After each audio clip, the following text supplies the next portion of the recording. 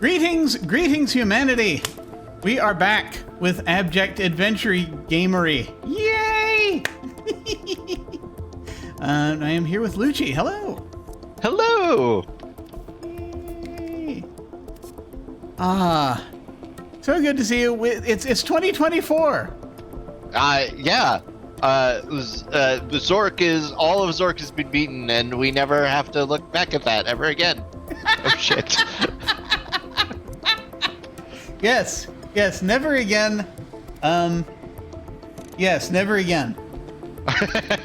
That's all the Zork that ever existed. It's all the Zork. It's all.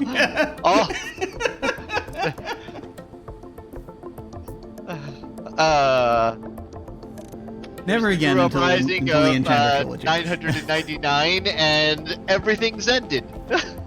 Yes. Darkness has engulfed the planet, and it's fine now. Yes, no, it's all good. Here.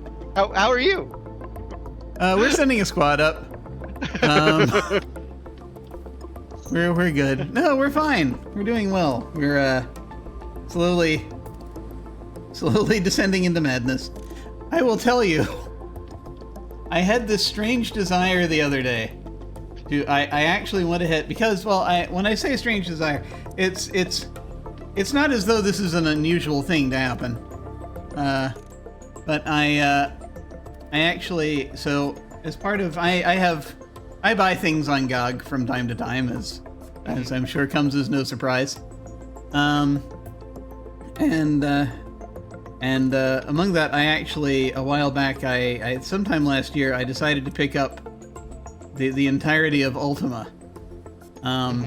And so finally, for the first time, like the day before yesterday, I went ahead and I looked at Ultima 1, because I had this strange sort of, I was listening to people talking on a podcast about like wizardry and some of the old CRPGs. Right. And so I finally looked at I'd never looked at the original Ultima 1 before. I'd started with Ultima 4, as a lot of people did. It is... There are not many pixels. No. I mean, depends on your definition of many, I think. True. At the time, I'm sure it was a lot. I mean, look, I think our imagination went a long way 30 years ago. It really did. And more. 35, 40 years ago. It did. It went a long, long way. Yeah. And I mean, the thing also that I know about myself is I am going to play it eventually. I know this is going to happen.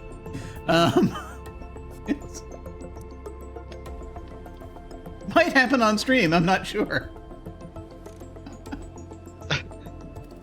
But it's just, it's one of those weird things where it's like you just, it has to be done.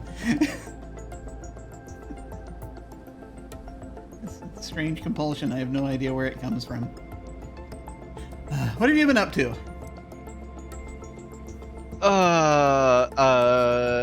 Mostly, wedding planning. Yes, indeed. Congratulations. That's happening in mid-March, and we're about hitting crunch time where all the things have to get done at once. So, understood. Yeah. So, so we're doing that. That's been a big part of everything. Although last night we went and we played a board game, Russian Railroad or something. Excellent, very good game. But afterwards, one of my friends got a copy of D&D Trivial Pursuit. Oh. And it was determined that the three of us, me being the least qualified, and maybe a fourth friend who's not in town right now, are the best qualified to play D&D Trivial Pursuit. And allow me to tell you that if we're the best qualified in our group, we might be among the worst groups in the country. That fucking that game. Those questions are ridiculous. There's a history category that is like in 1975, which writer co-wrote this module? Oh my god. Like, are you kidding me? You're burrowing deep. and then I had a revelation that as we should all know, my ability to remember names of things or people, and characters, and such, is severely limited normally, and in D&D, it really only applies to the Forgotten Realms, but more specifically the Underdark, where my knowledge is based. Yes. And anything outside of that, with maybe the exception of Ravenloft, it is severely lacking, and that shown brightly. However, that said, between the three of us, and it's just by draw of the questions, I think I answered the second most amount of questions out of the three of us, going 2 answered questions, my 4 answered questions, and 6 answered questions, of which I believe we all got 1 pie piece and said, screw this game. Wow. And the answer to one of my questions was Mage Hand. Okay. So, Yeah. Wow, that is. None of us take a lot of stock in our ability to answer questions that deep on D&D. See, my assumption is that anything that I think my my go-to in that situation, if I were asked a question about who developed Thing and the dates are like 70s, 80s, I think I'm just gonna, if I don't know the answer, I'll just say Jeff Grubb and hope that I'm right.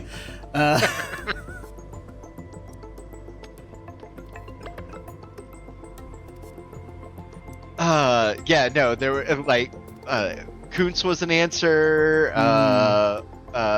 which I was like, when I'm reading the questions, I go, oh yeah, I recognize that name from the cover of Things, or the inside cover of Things, but I'm never gonna remember. Yeah. We didn't learn these names. I know. Yeah. So, but I did find out that the original copy of D&D that I had growing up was my mom's copy. Was the second printing. Oh. We looked into it because I was like it was red box with a dragon, but it wasn't the box set. But I think I have the box set, but I definitely have like that second printing. So I was like, oh cool, all right. Good to know. Nice. Yeah. But that's what came out of that.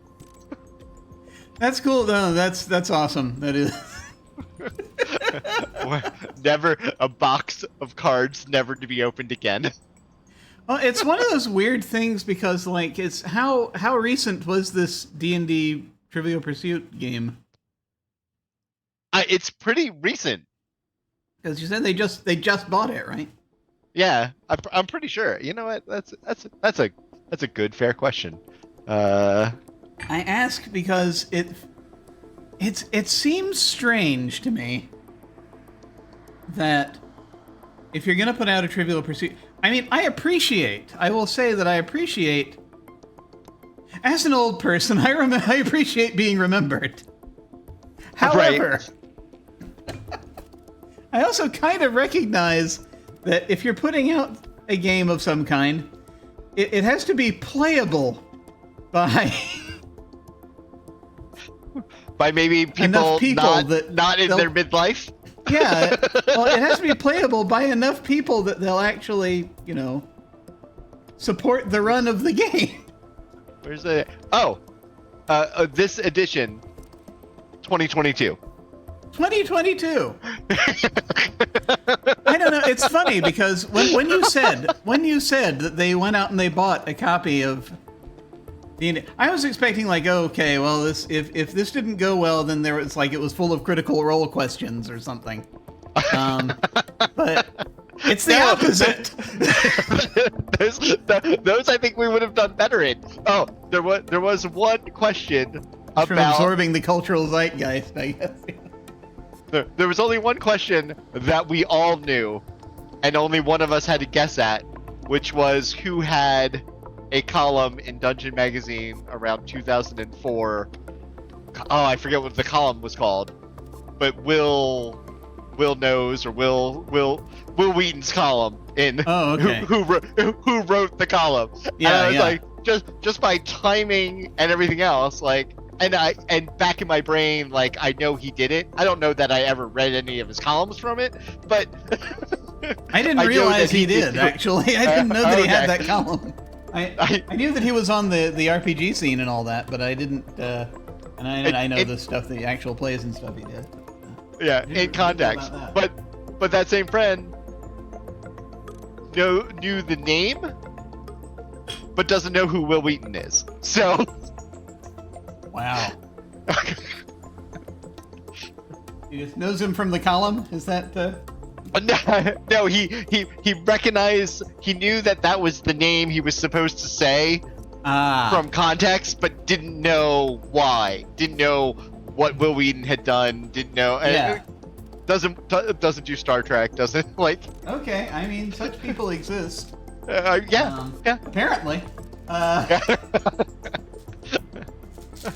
That's amazing. That's. I feel like if really you didn't amazing. watch Star Trek and didn't know who he was, like, fine, until like the early 2000s when he became more of a popular icon and not.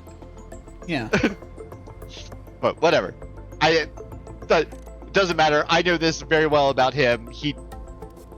That person does not know actors' names. He just has no brain for that stuff. Yeah. No, that's fine. That's fine. Yeah. People are not into that. That's just it's fascinating. It's fascinating. It's like I kind of like I probably wouldn't have done terribly well because like my knowledge of D&D starts with like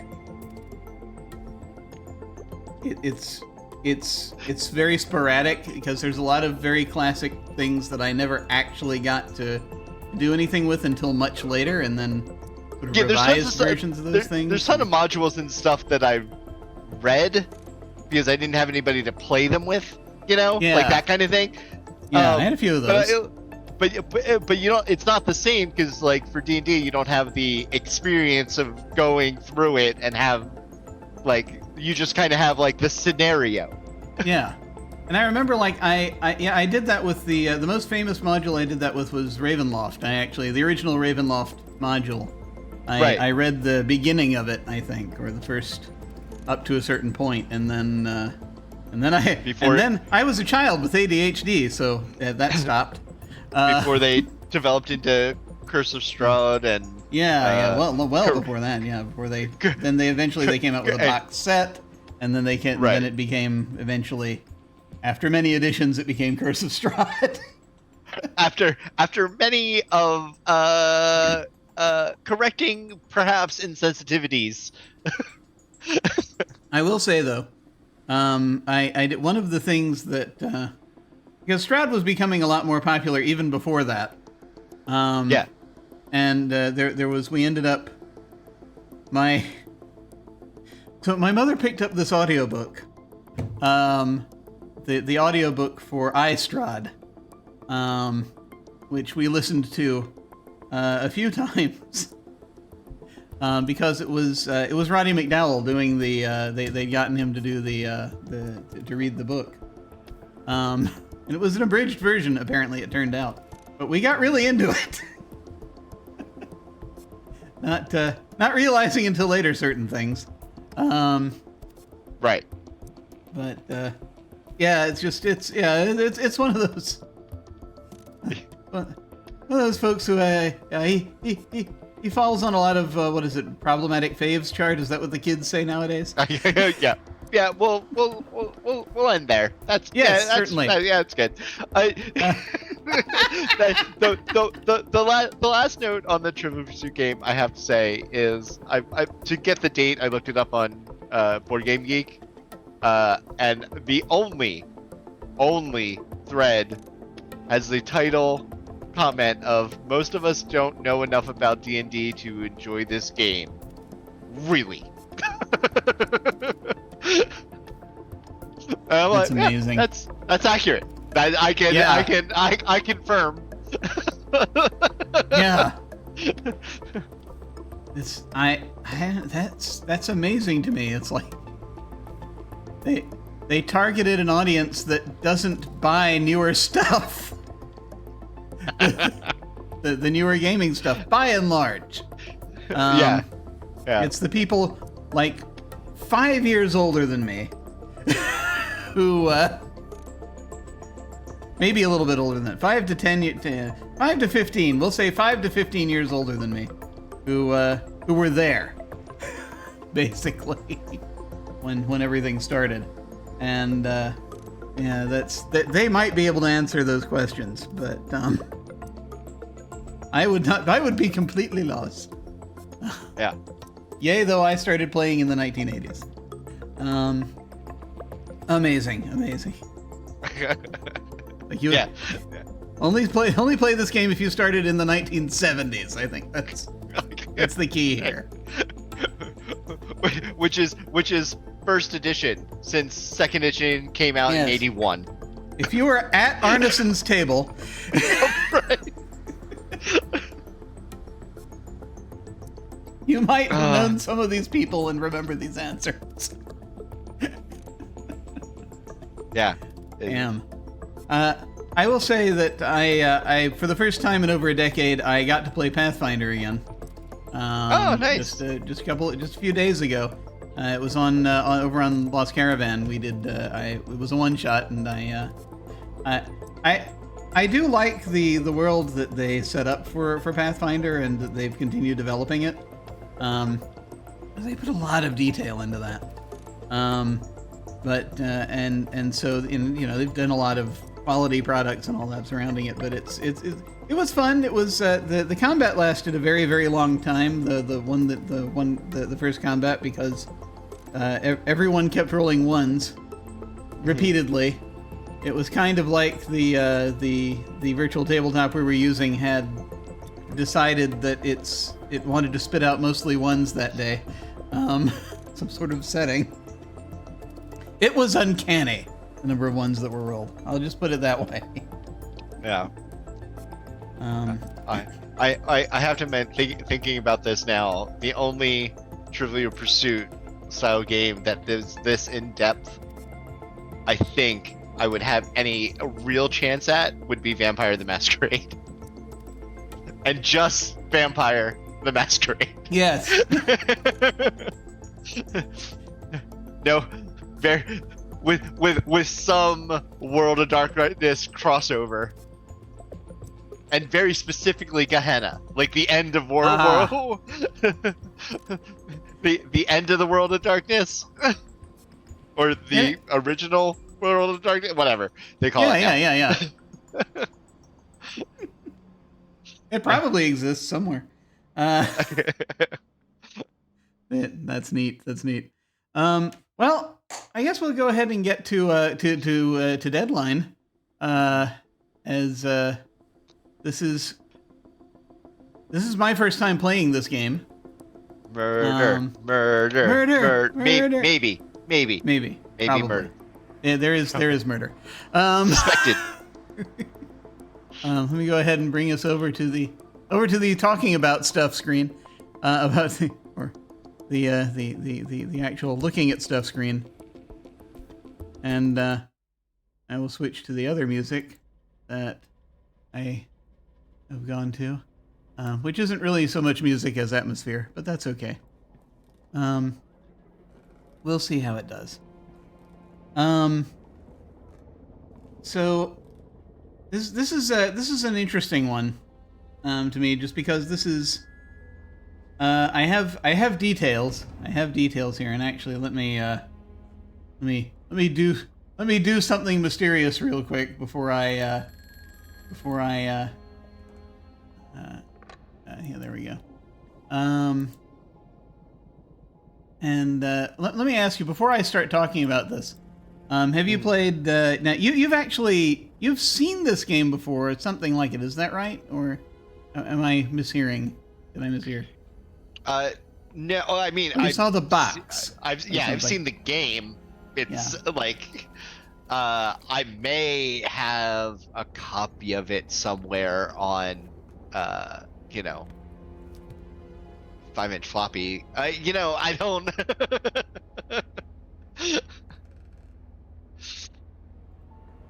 So like, I mean, yeah. I definitely, it was definitely on the shelf of Infocom games, and I've seen it there at like Atari conventions and stuff like that. Okay. Yeah. And I'm going to preface Atari conventions when I was like 6 and 7. I don't know of any current Atari conventions. Oh. Yeah, this game came out when I was 7. This is we're in 1982 now. And this is by Mark Blank, who was one of the two developers, implementers, they call them, who worked on the original Zork trilogy, and who again one of the 4 or so implementers who created the original MIT Zork, and so he broke off and decided to do a mystery game. Apparently, this is in the vein, or he wanted it to be in the vein of, let's see, who was it? Dennis Wheatley, the author Dennis Wheatley. I have not read any of Dennis Wheatley. But says it was strongly inspired by 1930s out-of-print books written by Dennis Wheatley. And this is a locked room mystery, this game.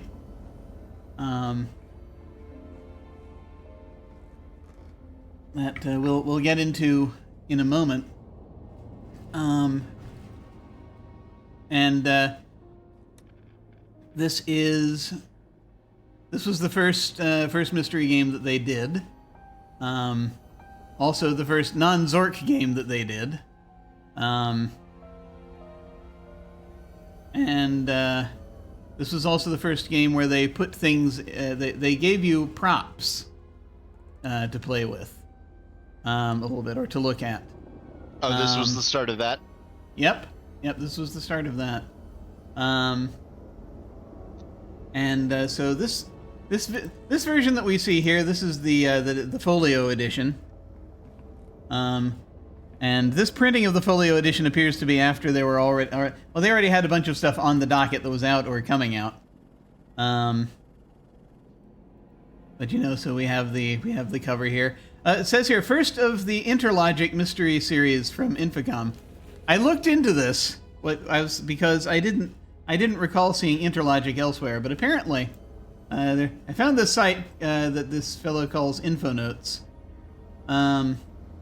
and apparently, the first 9 games, the 3 Zorks, Deadline, Starcross, Suspended, The Witness, Planet Fallen, Enchanter, all bore an additional trademark that described them as Interlogic games.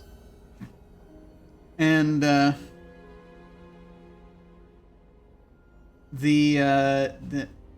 in various spaces. And apparently, Steve Moretsky said Interlogic was just a stupid buzzword our advertising agency came up with. None of the writers liked it and were quite happy to see it fade away a year or two later. Nice. That absolutely tracks. Yeah. But we see the name of the victim on here, Marshall Robner. The file is open July 8th, 1982, the day I turned 7. And cause of death, overdose of ebullient medication. And here's what it had here. You have 12 hours to solve the mystery. One false move and the killer strikes again. When you take on deadline, you're not just pitting yourself against a 12-hour time limit to solve one of the clearest, cleverest, and most baffling cases in the detective genre. You're encountering a totally original concept in interactive adventure that literally puts the case in your hands. Working from an actual dossier on the crime and piecing together the myriad clues along the trail, you face a challenge so sophisticated that your suspects possess independent, flesh and blood personalities. And some of those personalities are so treacherous that, should you make the wrong move, one of them may do you in.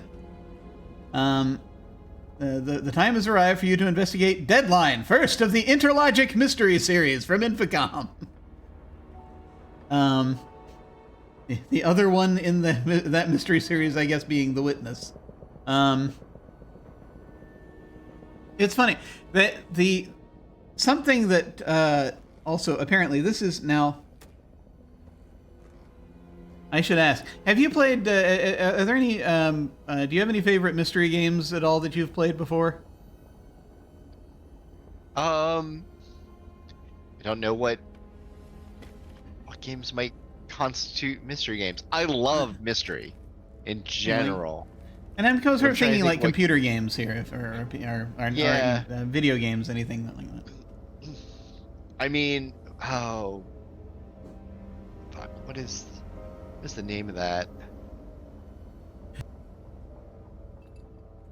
There was a spiritual successor that came out not that long ago.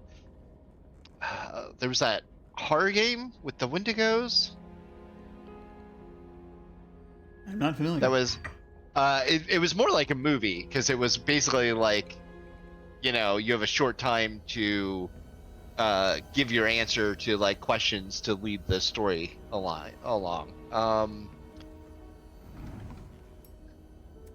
It starred the girl from Heroes and Until Dawn. Is that it?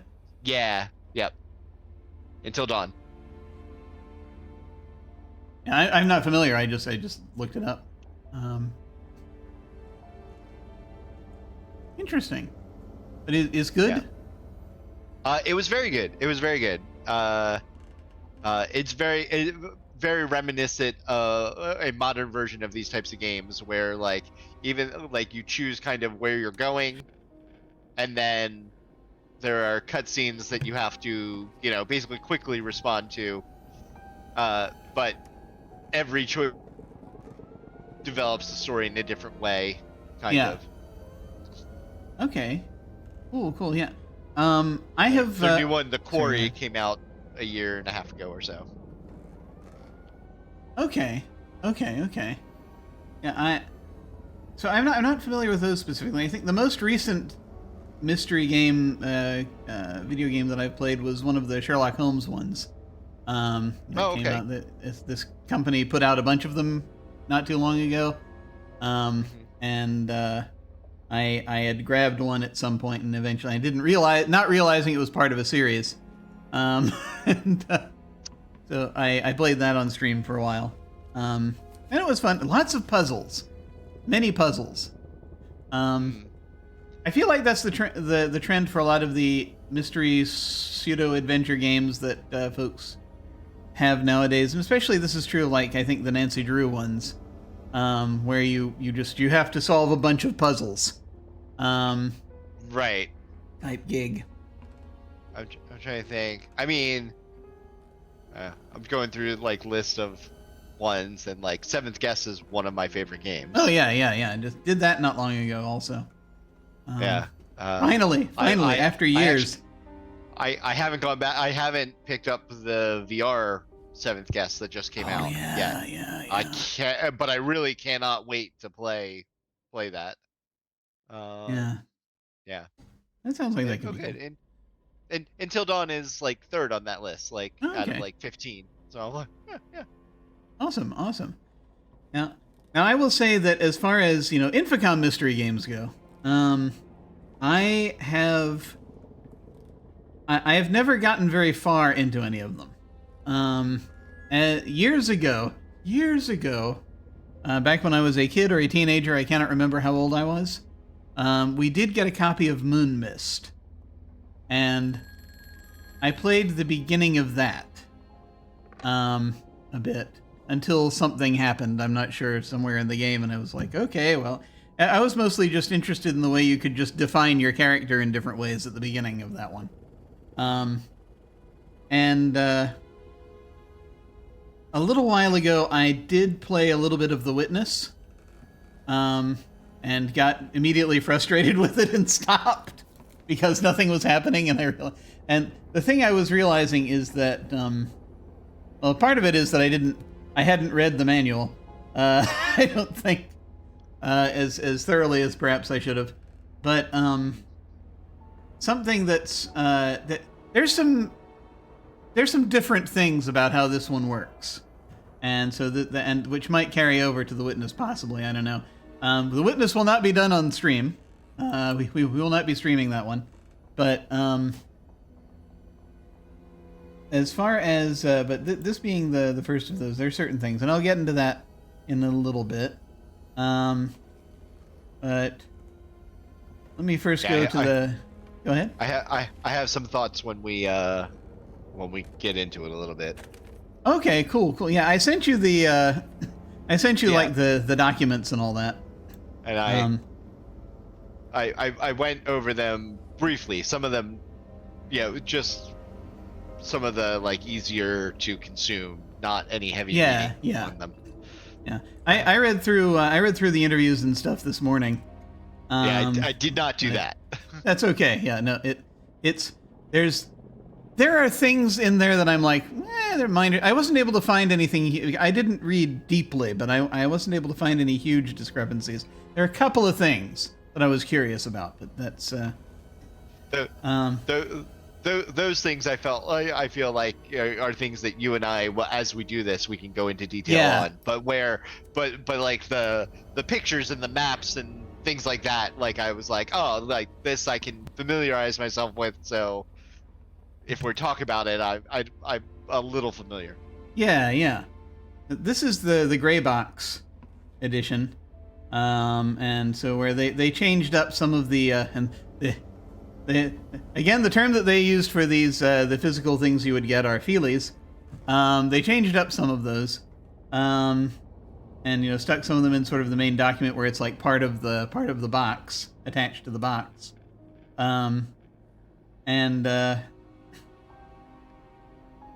so it's the things that they on the gray box. It's very similar stuff. The gray boxes are what I remember most growing up. Yeah, seeing me too. In EB Games and all the computer stores at the time. Yeah, especially there was this thing where later on, when as the computer game market was crashing, later on we ended up getting a bunch of them in the gray boxes because they were on sale. You'd frequently find these for $1 or $5. Oh man. 12 hours to solve the mystery. One false move and the killer strikes again. This was, and so, they give you a 12-hour time limit. Apparently, you show up at 8 a.m. and you have until 8 p.m. to solve the mystery. Mm-hmm. All 6 of your suspects exercise free will, and we already talked about that. Again, we're looking at the grades that they have for these: junior, standard, advanced, and expert. And this one, they defined as expert. So, we're real diehards seeking the ultimate challenge in interactive fiction. Good. There's going to be a lot of saving and restoring in this game, I feel. I mean, there may just be like full like restarts, just probably. Yeah. Because there's the thing, and I will tell you, this was the case, I think, to an extent with Moonmist and probably, and also I think The Witness. But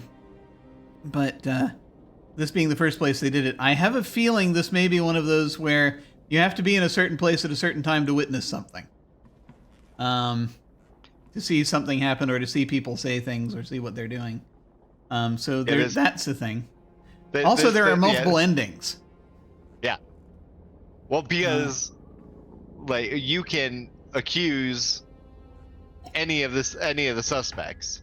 Yes. And whoever you accuse changes the ending, but you have to match the who, the why, and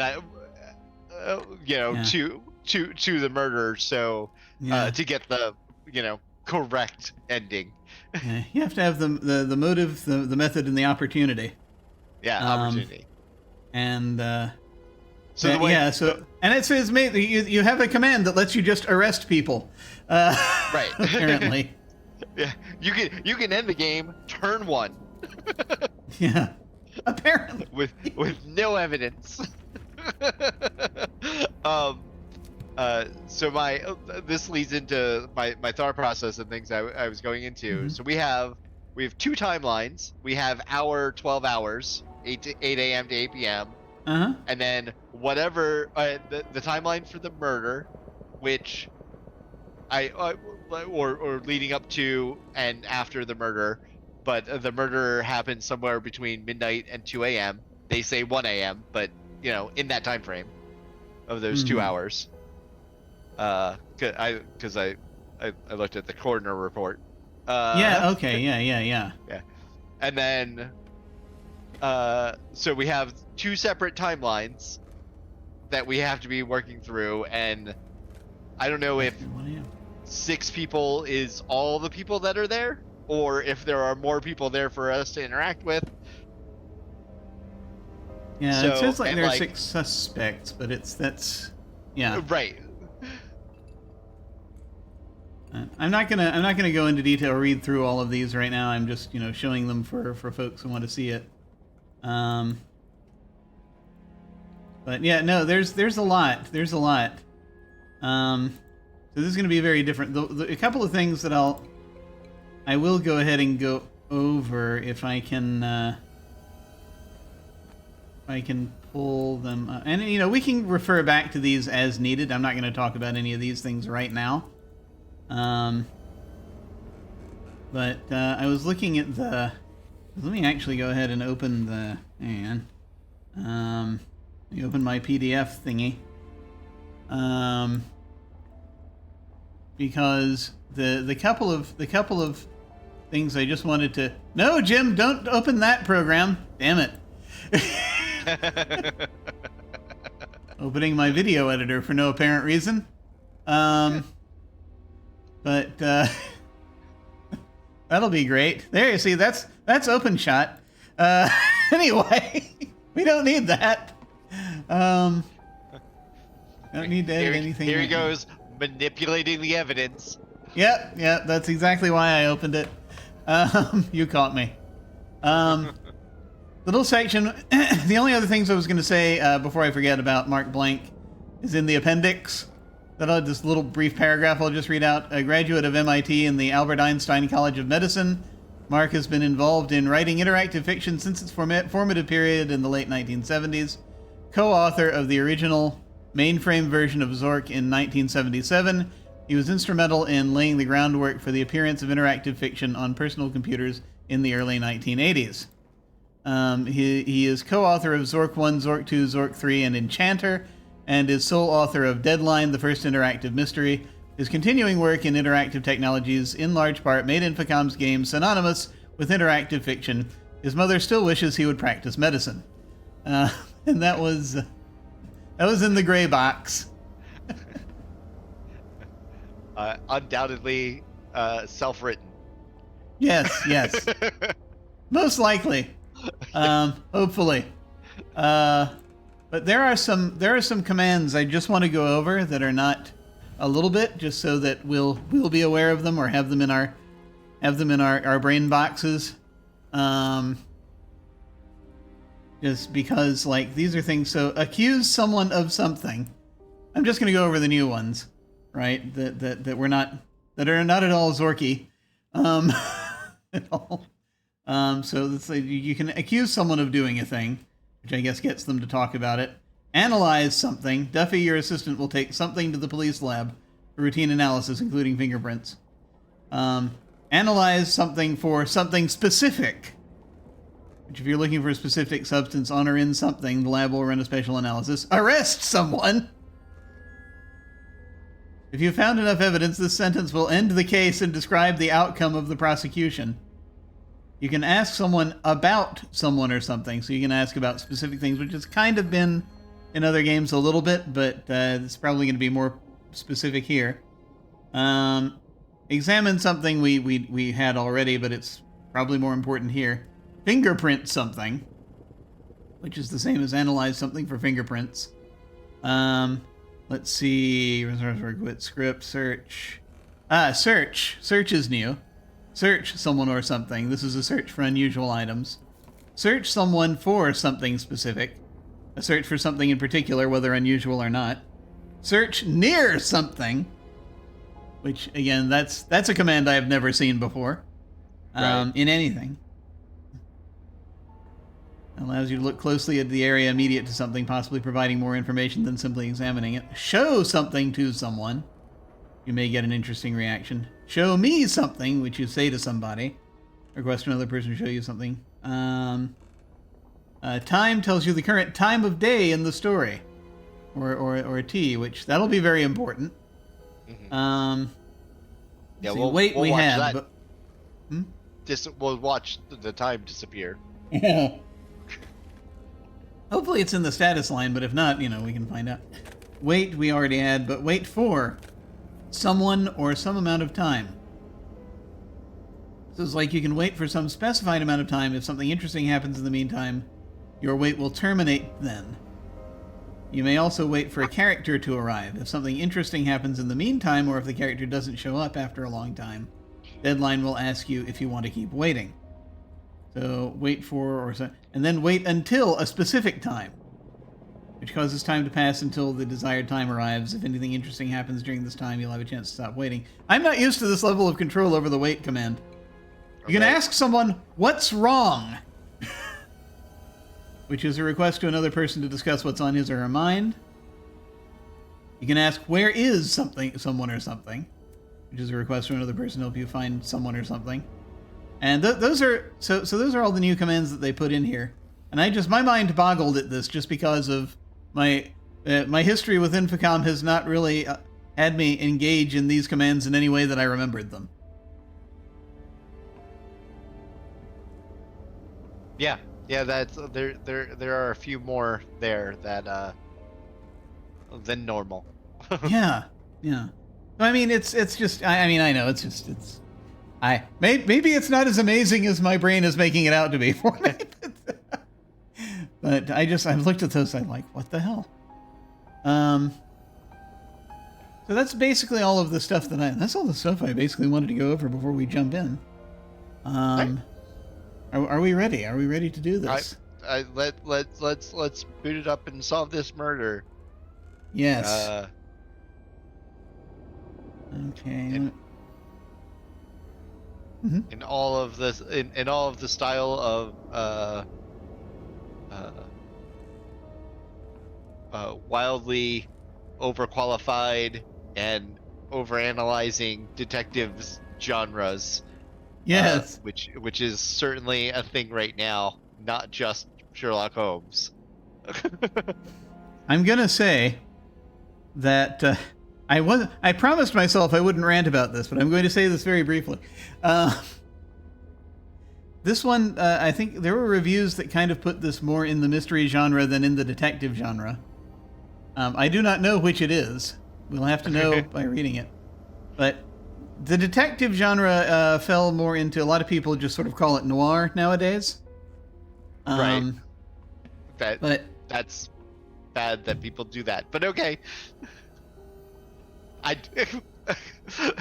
You see where, yeah. Yeah, there's problems there. Yes.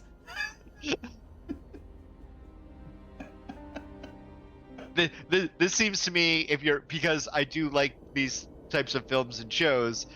If you are into most recently Death and Other Details, or Murders in the Building, or the Daniel Craig movies, Yeah. like this, I want this to feel like those. Is kind of what I'm expecting. It's well, I mean, the genres have kind of bled together a lot lately. Yeah, Media. maybe more along the Agatha Christie. Yeah. Yeah. The Agatha Christie stuff, and I mean that was a bridge. A lot of what Agatha Christie did was sort of, I think, a bridge to noir, because she was writing at the same noir. What I'm calling noir. Was a bridge to like detective genre stuff, because there were certain things that got picked up and elements in America, and then you have Dashiell Hammett and Raymond Chandler and all that writing detective fiction, which is more about leaning on people. It's more about the conversations you have, and the detective has, and the pain generated as a result. Right. Whereas mysteries are much more sort of, Sherlock Holmes, a lot of Agatha Christie stuff. It's more sort of like you're figuring things out based on placement of things and where people were and what they were doing and that kind of thing. So it's more of an intellectual puzzle than a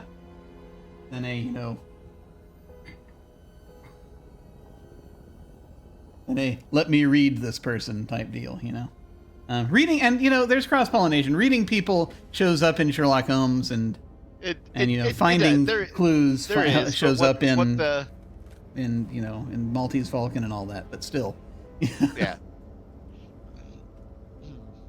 I like both. It's just that there's a lot of folks who conflate it, and it's not quite that simple. Yeah. I shall say no more. But I have the map ready. Okay. And we have the Invisiclues, should we need them. And here we are. I'm gonna go ahead and I have my tablet. I mean, it's off right now, but ready to go. Where I had pre-written out the 2 different timelines.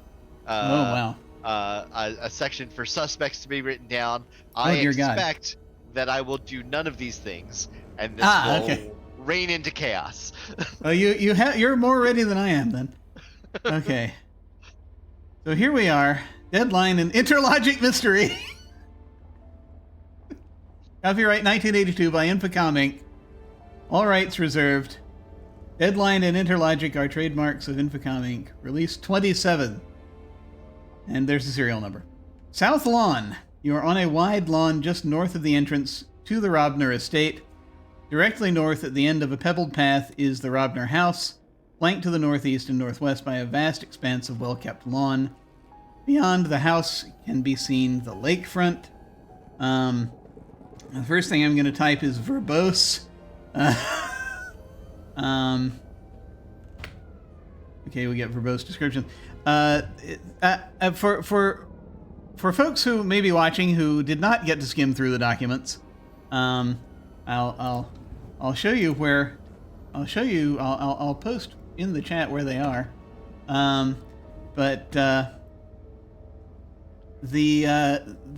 Basically this guy who had a lot, there's a lot of money being inherited as a result of his death. He died apparently of a drug overdose.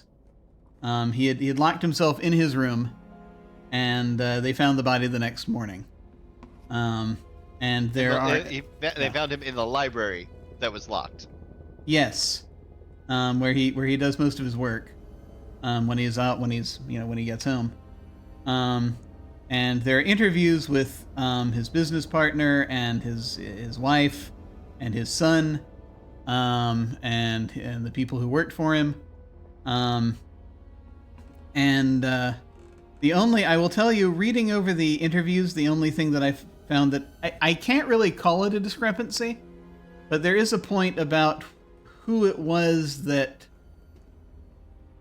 actually was the first one to be concerned that the door was still locked and he wasn't responding. There's a thing in the way a couple of the interviews go slightly differently that I'm like, is that a different thing or or what's happening there? So that's one thing that I caught, but we'll see sort of where things go. I don't know if I actually caught something or if I just imagined I did. So, South Lawn. We're on the South Lawn. Let me go ahead and put the South Lawn on the map. If I can remember how to draw on this map, it's a cave. The South Lawn Cave.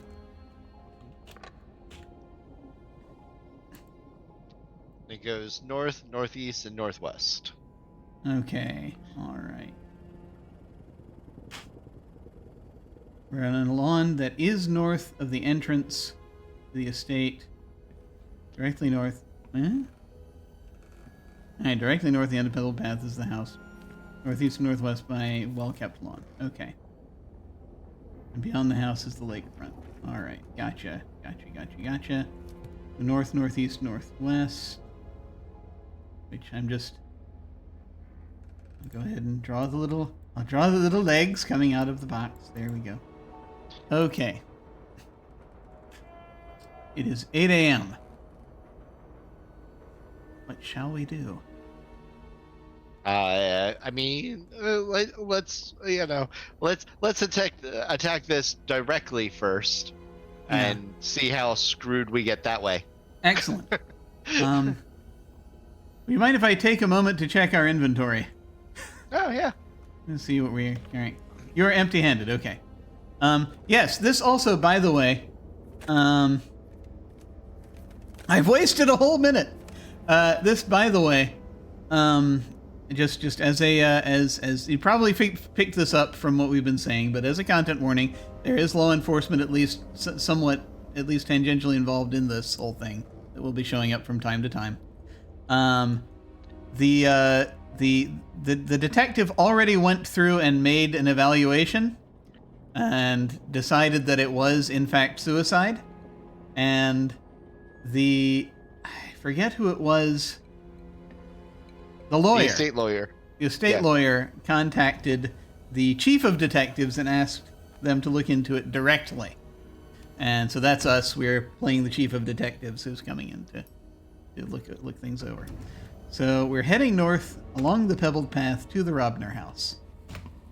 Front path. You are at the Robner's front door, which is closed. You can walk around the house from here to the east or west. To the south, a rolling lawn leads to the entrance of the estate. Okay. And so, front door. I'll show the map later. I'm just doing the basics right now. I'm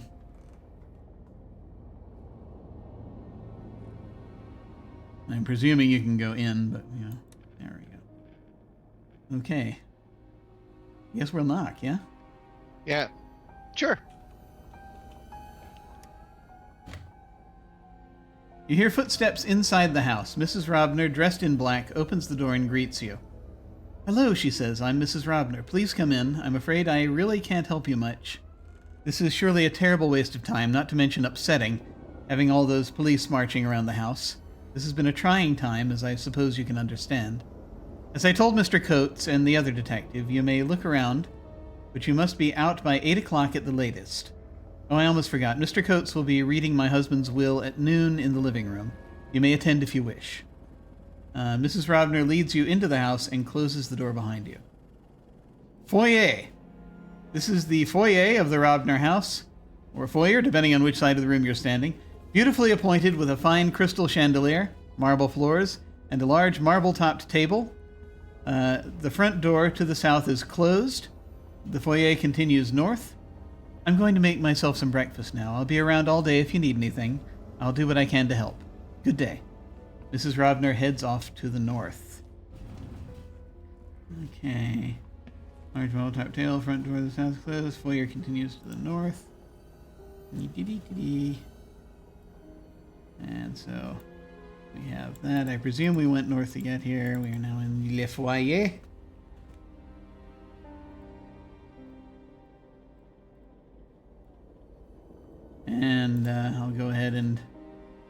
I guess I'll just mention there's a table, and it continues to the north. Okay.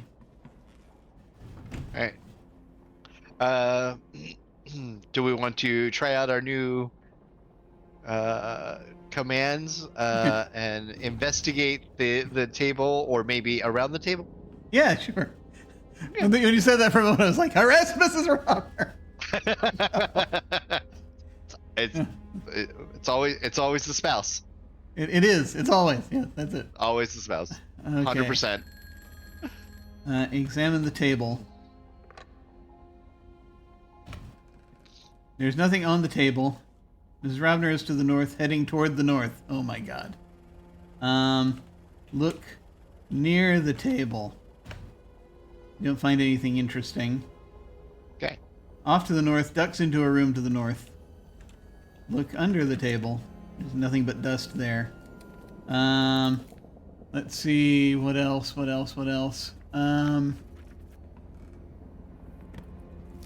Search. Oh god. How much do we want to interrogate this table? All right, table. We know you. We know you know something. Do you want to examine the chandelier? Unless we want to fingerprint the table. Yeah, sure. Oh. There's nothing special about the chandelier. All right. Oh, yeah. We can try fingerprinting the table. Sure. Let's waste the sergeant's time. Upon looking over and dusting the table, you notice that there are no good fingerprints to be found. Okay. It is now 8:08 a.m. What shall we do? What are directions from here? Only north? I think it's just north and south, I think. If I read this right. So folks see this little map that we're creating.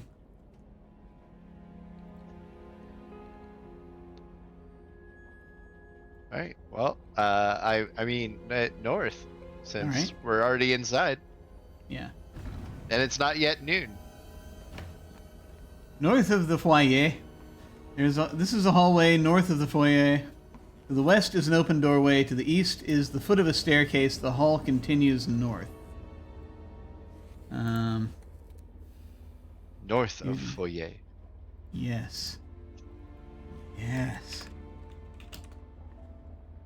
All right. Stairs east, so that I know where we are. And whoa. Okay. Yeah. Yeah. There are ways. Go, and she probably ducked into the room to the west, I'm guessing.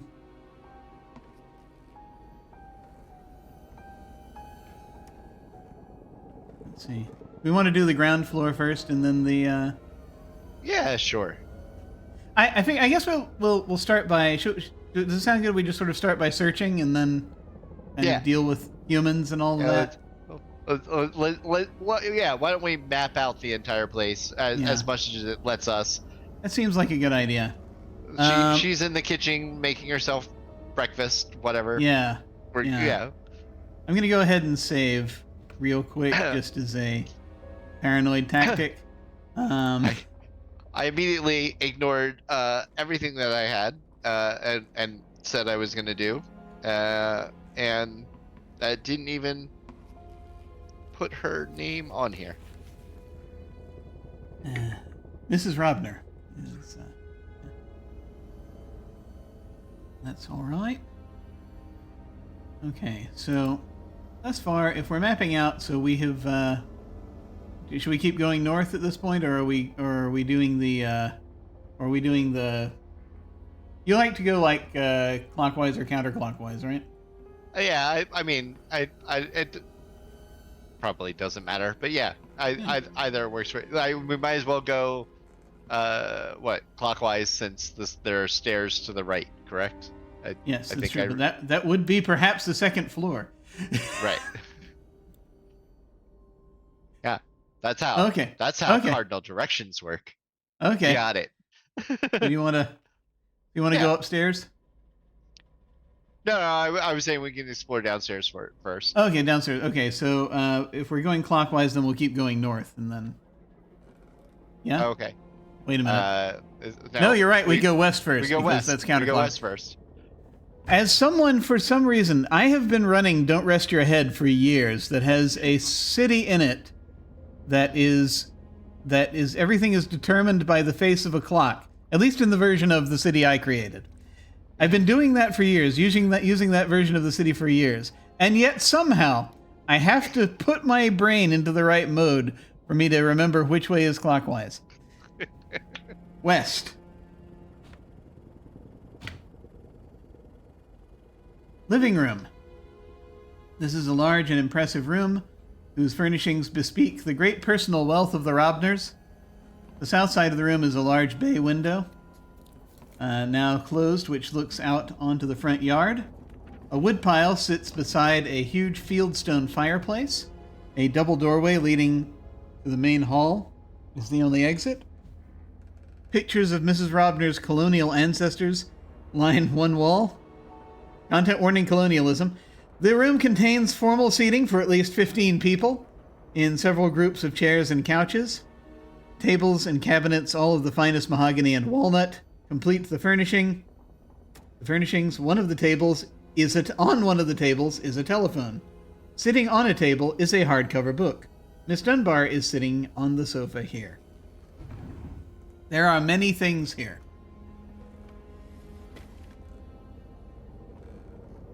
And so first, I will note that this is the living room. And let's see. So in the notes on the room, I'm just going to put in description because it's too much. Bay window south, which can be opened or closed.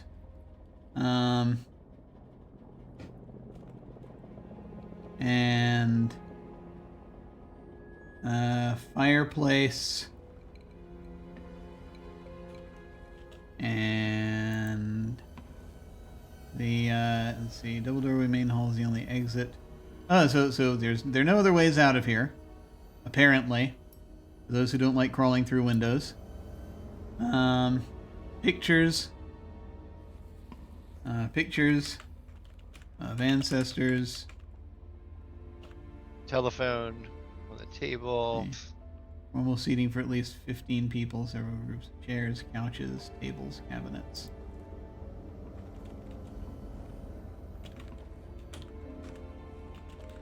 Telephone. And a book. Hardcover book. Okay. Okay. That's what's here.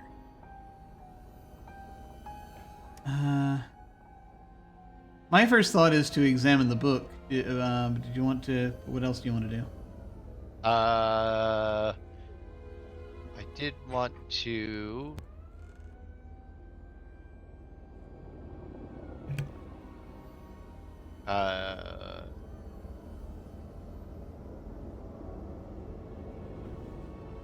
Fingerprint the large bay window. Yes, actually, that's very relevant. Yeah. Let's see.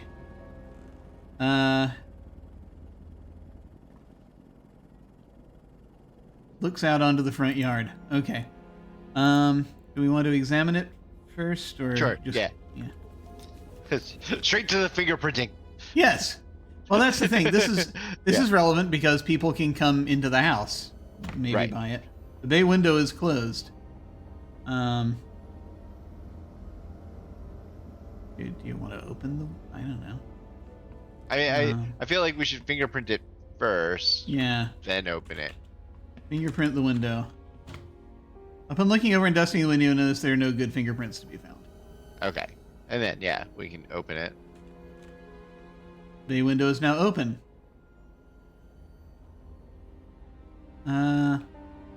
Look out the window. You can see the south lawn. Search the window. Nothing unusual. Search near the window. Don't find anything interesting. Okay. All right. Do we leave it open or should we? Yeah, sure. Okay. Don't waste time. We're already 16 minutes Sorry, in. 8:16. Yeah, let's look at the book then. Okay. Examine the book. This is a novelization of Deadline, a classic work of computer fiction. I feel as though it's not going to be terribly... Shall we read the end? Is that how that's going to help? Yeah. Oh my god. Please do. I want to see. Read book. As you start to read it, it seems oddly familiar, as if you have lived it. Read end of book. Alright. Fingerprint book. No good fingerprints to be found. Okay. Search book. Nothing unusual. Okay. But who is it that reads mysteries? The one of the suspects reads mysteries. Okay. It's not the assistant. It's the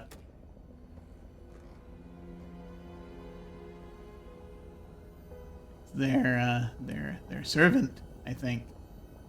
Who is Miss Dunbar? Are we? Yeah, let me. I know let me we were double gonna. check. We were gonna wait to talk to people, but I can check. Miss Dunbar is either the let me personal secretary. Miss Dunbar is the secretary, and it is Mrs. Rourke who is the housekeeper. According to the documents enclosed with the game. That's also a thing, is that apparently they didn't have enough room to put all of the stuff in the documents in the game. So that's why those documents exist. So it was of necessity that we get these props for the first time. Because they wanted to convey information and didn't have the bytes. it's so sad. It is. All right.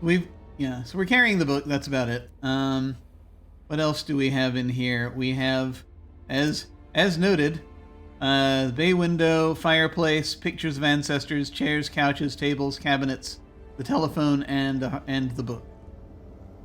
All right. So fireplace. Sure. Search the fireplace and search near the fireplace. Mm-hmm. Nothing unusual. Nothing interesting. Examine fireplace. So many commands to thoroughly search a thing.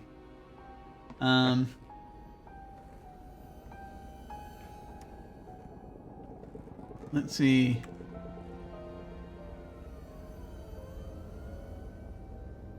There's a wood pile. I forgot about the wood pile. Okay. Examine wood pile. Search wood pile. Nothing unusual. Okay. Search near wood pile. Nothing interesting. I'm just wasting time. Yeah. All right. The colonial ancestors. Okay. Examine the pictures. There are 5 portraits, 2 on each side of and 1 above the bay window. The fading portraits are of members of the Phillips family, among the oldest in New England. 2 on each side, 1 above. Okay.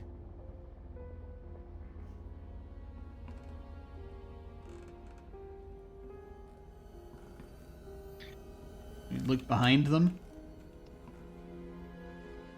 Sure. Nothing behind the pictures. Do we want to do our thorough searches on these, or what do we want to do? No, I don't know about that. Okay. I'm just trying, like, does it?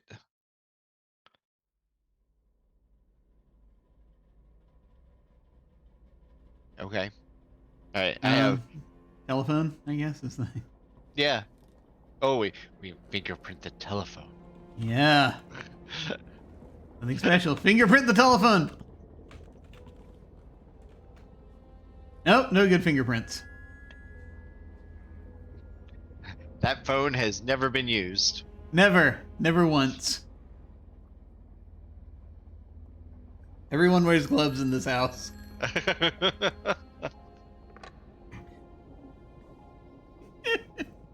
All right. That's all I can think of that would be here. I mean, they did say there were cabinets and stuff, Yeah. but I don't. They seem... Yeah, I mean, if you want to search the cabinets, we can do that. I mean, examine the cabinet, see if it doesn't give us a good. Cabinets are beautifully handworked walnut and mahogany.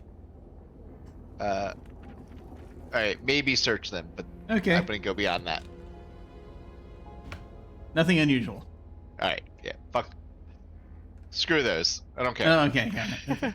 Okay. Understood. No, wait, probably best not. SA the cabinets. No. Why? Are we? Right. We done in no, this? I think Anything we're else? done in the living room. Okay. Unless we actually want to talk to Miss Dunbar. I feel like that. Like I said, I like the idea of. I think we haven't found anything significant yet. Yeah. So I like the idea of searching around and then dealing with this. We might even restore and then Yeah. After we've searched around, just so that we recover the time. But yeah. I mean, we definitely should do that. Yeah. All right. Yeah. Let's get out of here and go somewhere else. Okay, back north of foyer, foyer. And so I guess we're going north from here. Corner. You're at the corner of two halls. One, a short hallway to the west ending with a set of doors, and the other a long hall leading south toward the front door. To the north are swinging double doors leading into the kitchen. Okay. I see. This hallway was longer than I thought. So corner.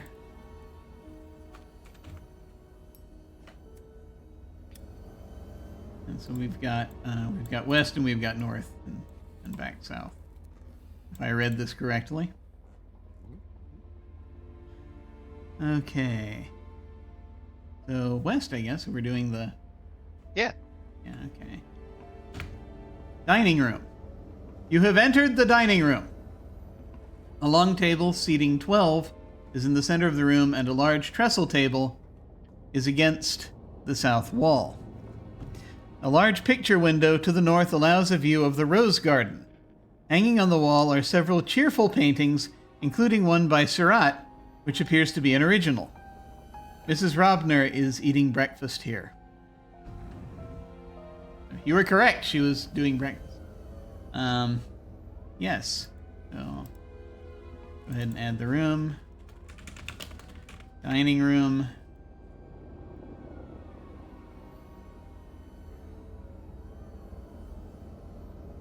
And I think that's...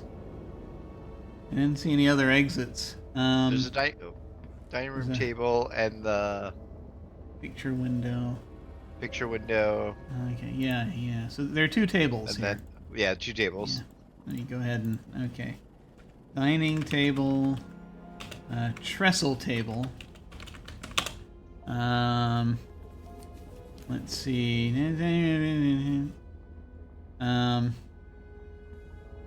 Picture window. To the north leading to the rose garden. Cheerful paintings.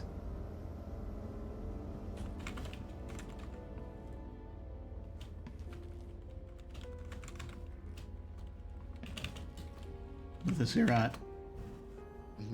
Okay. What did I must remember. Because oh yeah. the Sunday on the Grand Jetty.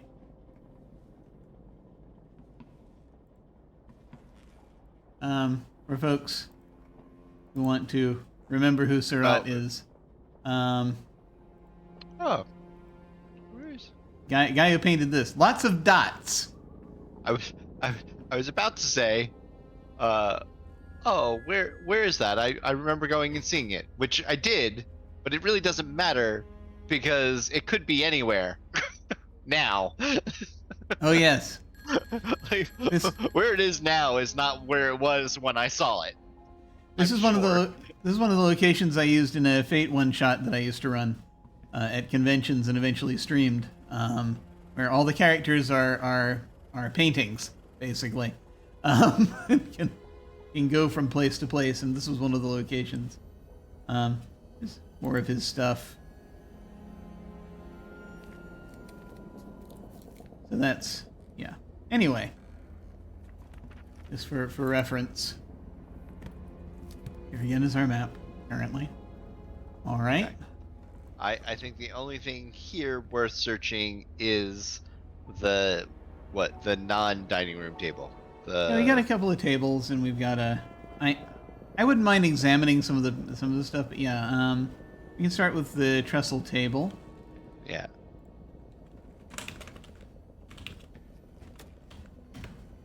There's nothing special about the trestle table. I am, in fact, just for my own memory,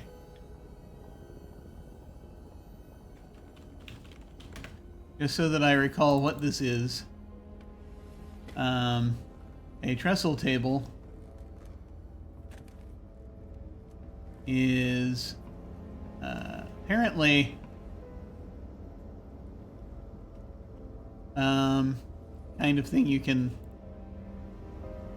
I keep clicking on things that I shouldn't. It's the like wheeling table cart, right? No? Apparently, I keep getting tables that look like that. Essentially, that these kinds of tables with sort of the single bar going across the middle, 2 legs, single bar. Perhaps that's a trestle.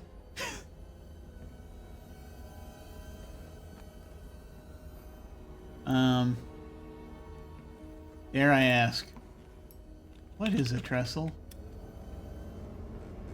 A framework consisting of a horizontal beam supported by 2 pairs of sloping legs.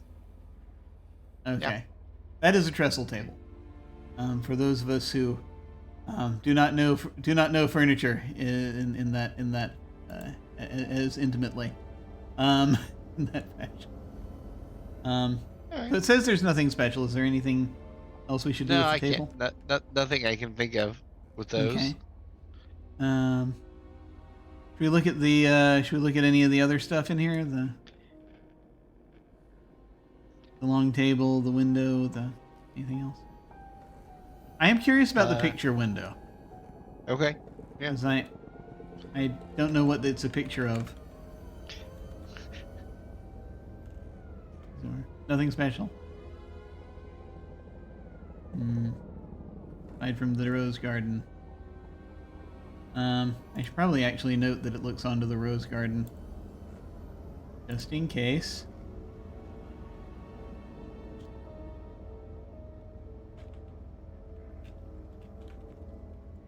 There we go. Oh. So picture window is just that. It's a window that doesn't open. Oh, okay. No, for some reason I thought it was a window with a picture design. I don't know why.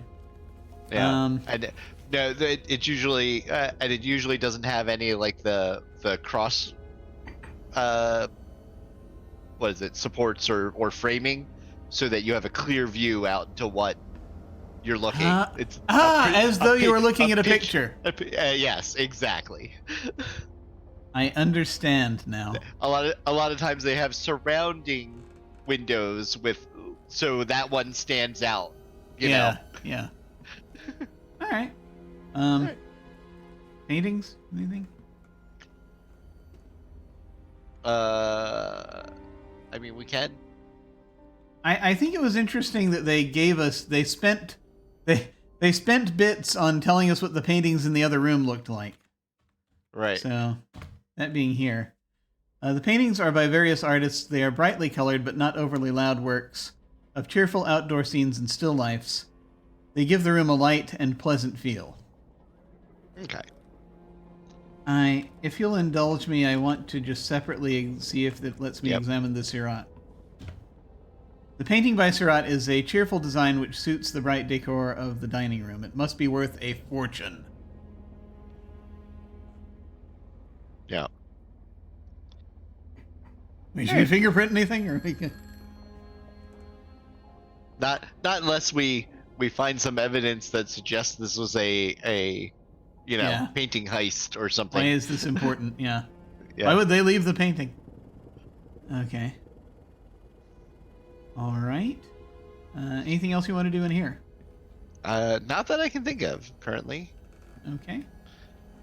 Let's see. I can't help myself. I'm going to examine the dining room table. Can't see any dining table. What kind of table is it? A long table.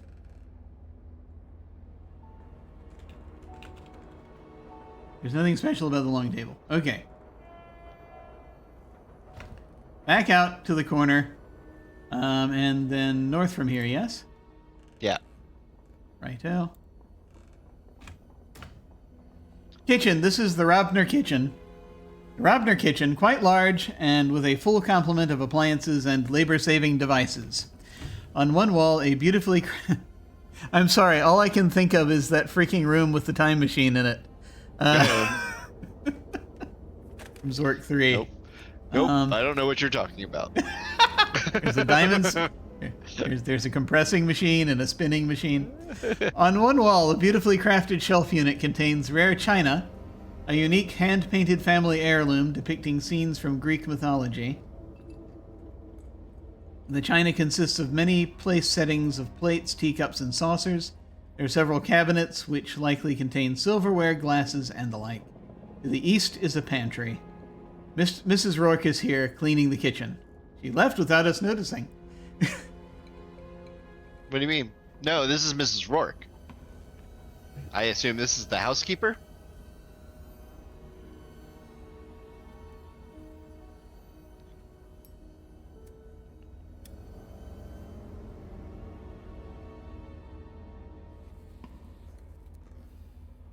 So far, we've run into Mrs. Robner, Miss Dunbar, and Mrs. Rourke. Right. You know, they should have given Mrs. Rourke a different last name.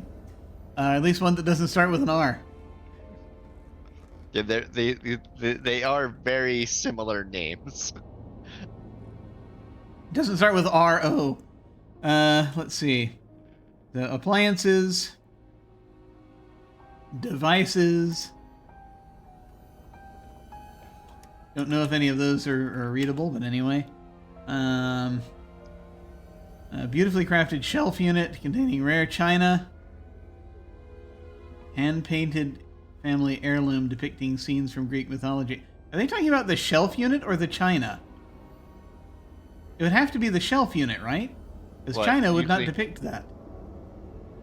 No, it's a unique hand-painted family heirloom. It doesn't say what it is. Yeah. Heirloom. Heirloom. Shelf unit. China.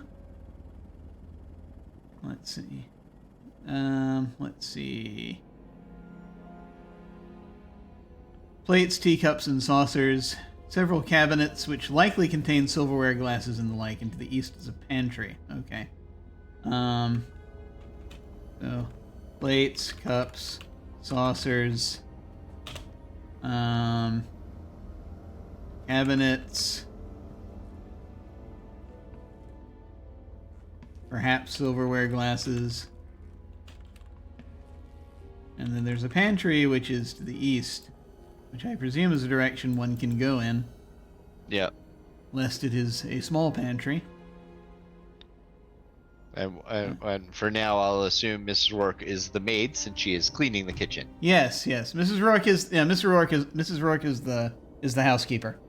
The She's one of the people interviewed.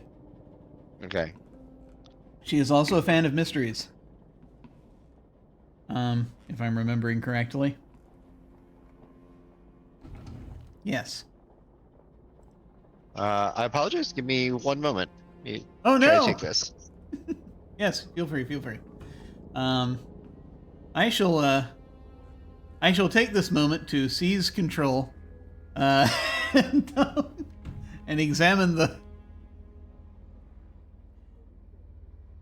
There's a lot of stuff we could just sit here and examine. We've been doing a lot of this, going from room to room and examining the stuff. And so I'm thinking, the only thing I can think to do is examine the china, which each one is hand-painted and depicts a scene from Greek mythology. So, actually it is the china, apparently, that has it.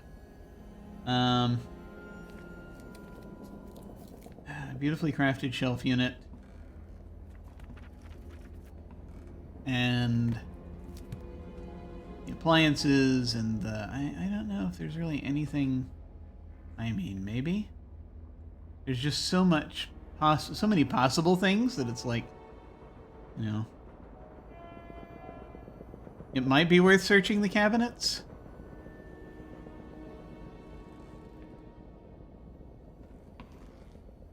I'll do that real quick. You find nothing unusual. Okay. I think what we'll do here, as we're about, you know, we're about halfway through anyway. We're gonna go ahead and go to break, and then in a little bit we shall return and see where the rest of this takes us. See you in a bit.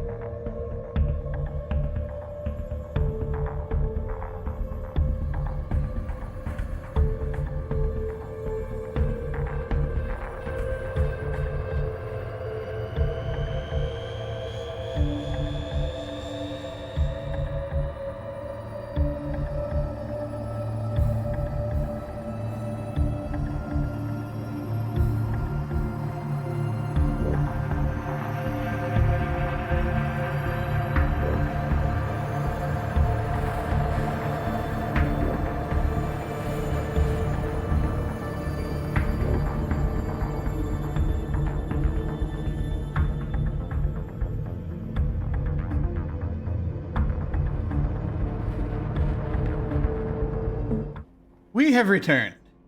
Hello. If anyone's just joining us, we are playing Deadline, the first mystery that Infocom put out, investigating the murder of a rich person. Because he is a rich person, they asked us to come back and check the detective's work, so we're doing that. As a reminder, this as a brief content warning, this game does contain law enforcement. But not a lot. We've just sort of been looking around. We've been examining the different places in the house. We have until 8 p.m. before they kick us out to make an arrest of some kind.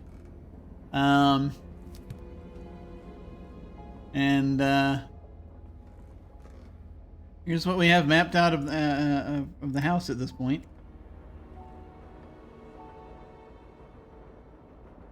So at this point, so we are in the kitchen. I looked at the china. I looked at the cabinets. Found nothing unusual. Mrs. Rourke is here. Is there anything else you'd like to do in here? No, I think this is good. We can attempt to look at the pantry, I think. All right. I'm going to try going east to see if that gets us into the pantry. It does! This is the pantry, with shelves containing a large selection of canned and packaged foods, such as fruits, vegetables, and dry goods. Sitting on the set of wooden shelves is a food assortment.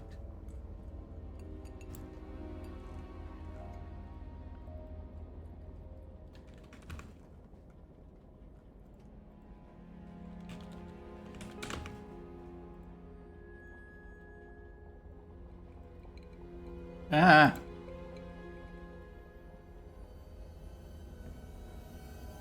There we go. All right, the map's going crazy. All right. Shall we interrogate the food assortment? Sure. We've been here almost an hour and have seen, I dare I say, nothing. So Yes. Large, massive amounts of nothing. The word assortment isn't in your... Oh my god. There's nothing special about the food. Search the food! You find nothing unusual. Search near the food. Look under the food. Okay. There's food in here. I think that's what it's telling me. Can confirm pantry is pantry. Yep.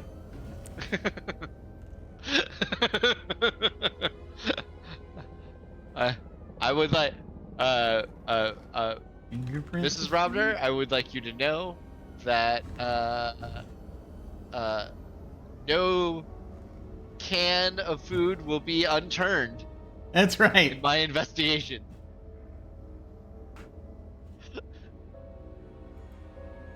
That's everywhere that's downstairs. Inside the house, anyway. I will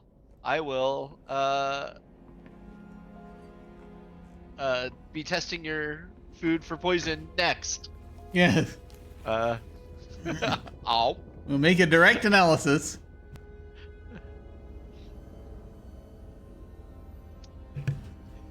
What was it, the medicine he OD'd on? It was like a antidepressant or... It was let me pull that up again because it they explain it kind of at the beginning. I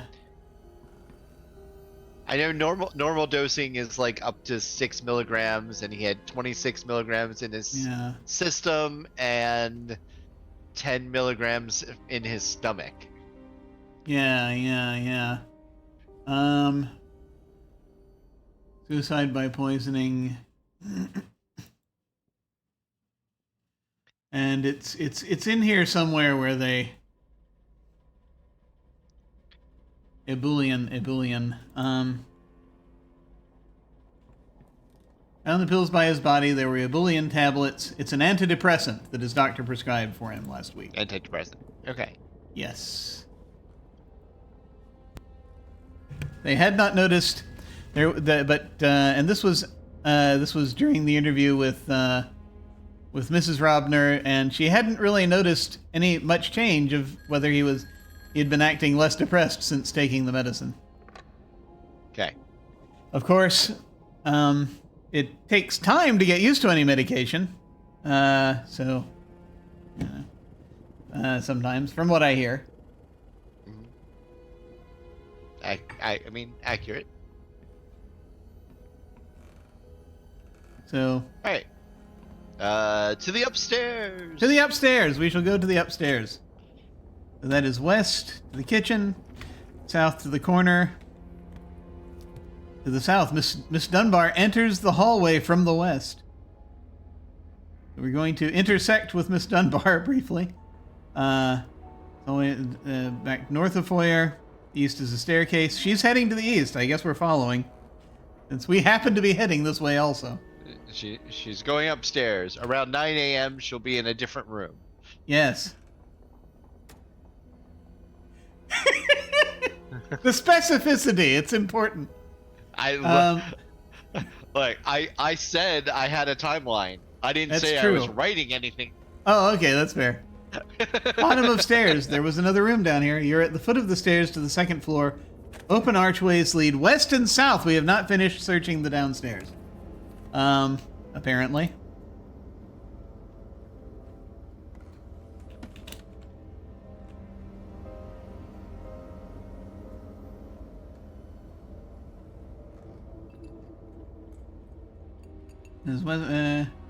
And to the east is the foot of a staircase, so I guess east is kind of up. Okay. So I guess we need to go south to finish off the downstairs. Continue in our clockwise downstairs search. South hallway. You're in an east-west hallway south of the staircase. A door to the south is closed. There's more house! There's more house than we could have imagined. Hang on.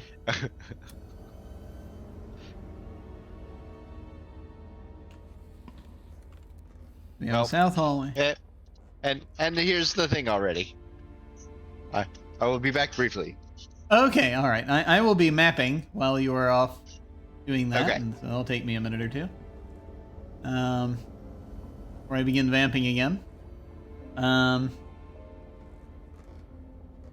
we have a door here. I don't know what the deal with the door is, but let's see. South hallway.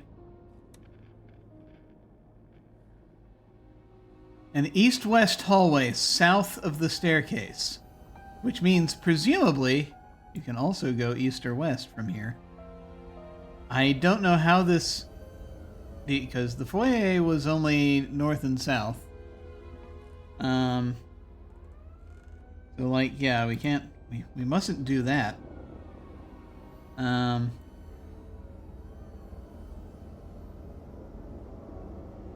We have the south hallway.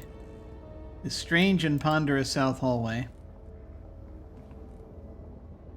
And a door to the south is closed.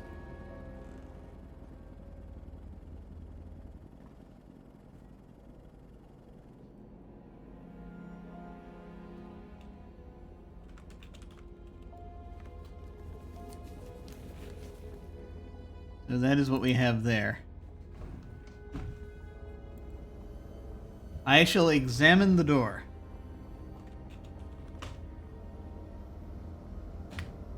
It is closed.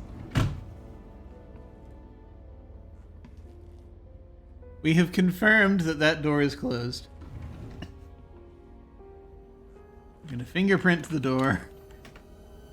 There are no good fingerprints there.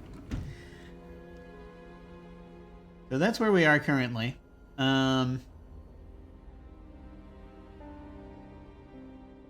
I think that, well, one of the curious things, I'll actually talk a little bit about the interview in a moment. Oh, okay, he's back. I'm back. See, quick. Hello. The It was door just has no hitting my leg. fingerprints.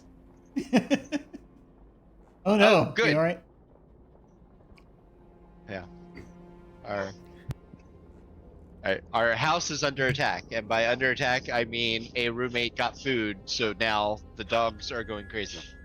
Ah, excellent. Good, good. Um, And it has passed.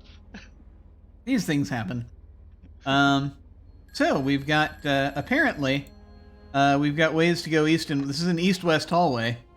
Okay. They said, so I'm guessing we have things we could do here. How shall we tackle this? And I assume you can go through the door to the south. I don't know yet. What do you want to do? I mean, let's go east. East, right? Because that continues Yeah. the. Yeah. Gotcha. Sure. South hallway. This is the end of the east-west hallway. To the south, a small door is open. Another door to the east is closed. This is more south hallway. I shall make this. I will make you more. Yes. South hallway. This must be a strangely shaped house. Doors south and east.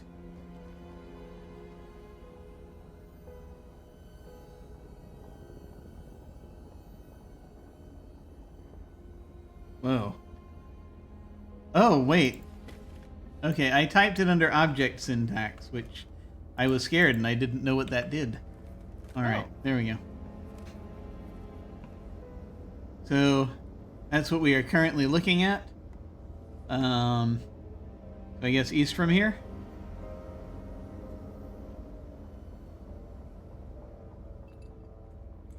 Alright. Okay. Open east door. You can't see any east. The bathroom door is closed. Ah, okay. That has given us a hint as to what kind of door this is. Mrs. Rourke's bathroom. This is Mrs. Rourke's bathroom. Aside from the usual bathroom fixtures are two shelves affixed to the wall. The door at the west side of the room is open. You hear a phone ringing in a nearby room. 9:03 a.m. Phone rings. The first thing has happened. Aside from people wandering around. Really should be doing this timeline. Damn it. So I'm just going to write down that the phone ring. I haven't written down the movement of people because we don't care about people yet. Or I don't. Eventually. But, We run into the living room, pick up the phone, and listen in on the conversation. yes. It was already my plan, but okay. Yeah, we can if you want to. Or you want to listen in on another phone. But what do you want to do? Do you want to respond to the phone, or do we want to just keep searching? No, we can keep going. All right. Shelves. There are shelves here. Do you want to look at the shelves? That's the only thing that's here, apparently. Aside from the usual bathroom fixtures. Okay. Examine shelves. There's nothing on the shelves. The phone rings again.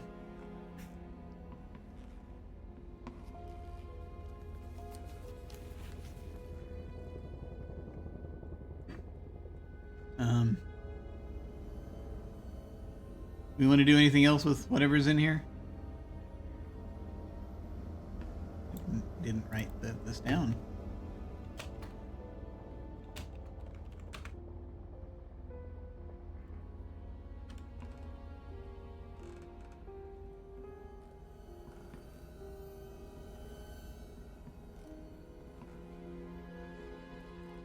Okay.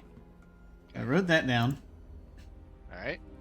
I guess we just keep going. Anything else you want to do in here? No, I don't think so.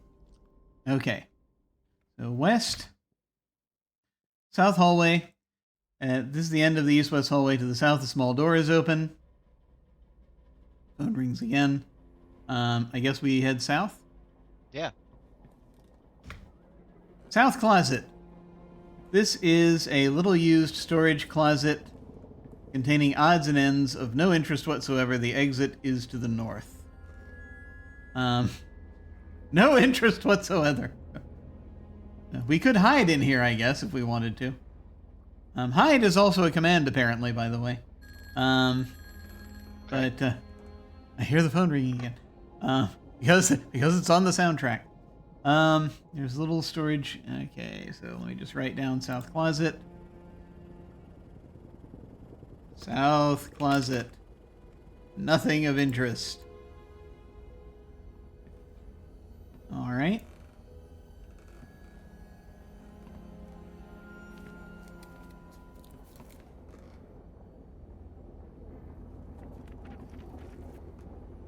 Oh, I guess, shall we just keep going?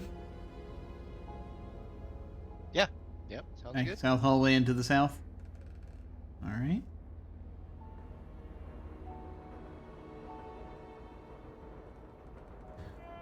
All right, back north. South hallway, south hallway.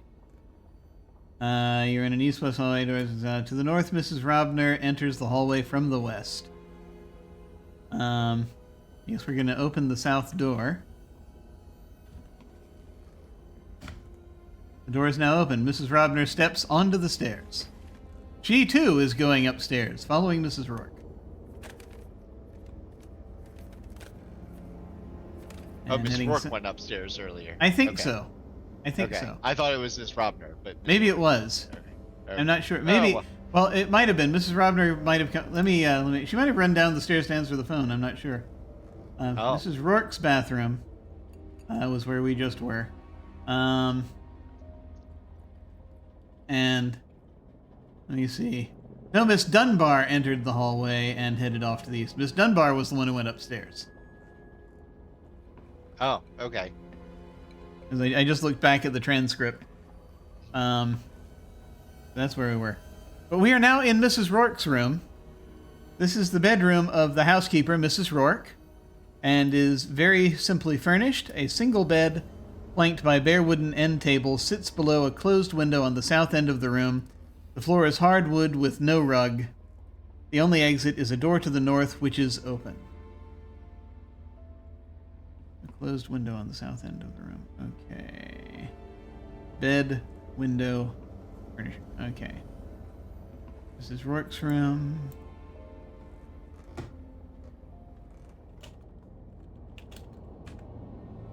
And we have a bed and a window. All right. Flanked by bare wooden end tables. I did not note the end tables. I will do that now. End tables. There we are. Okay, and that is, again, that is the south. Okay. So. Should we take a look at the bed and the window and all that?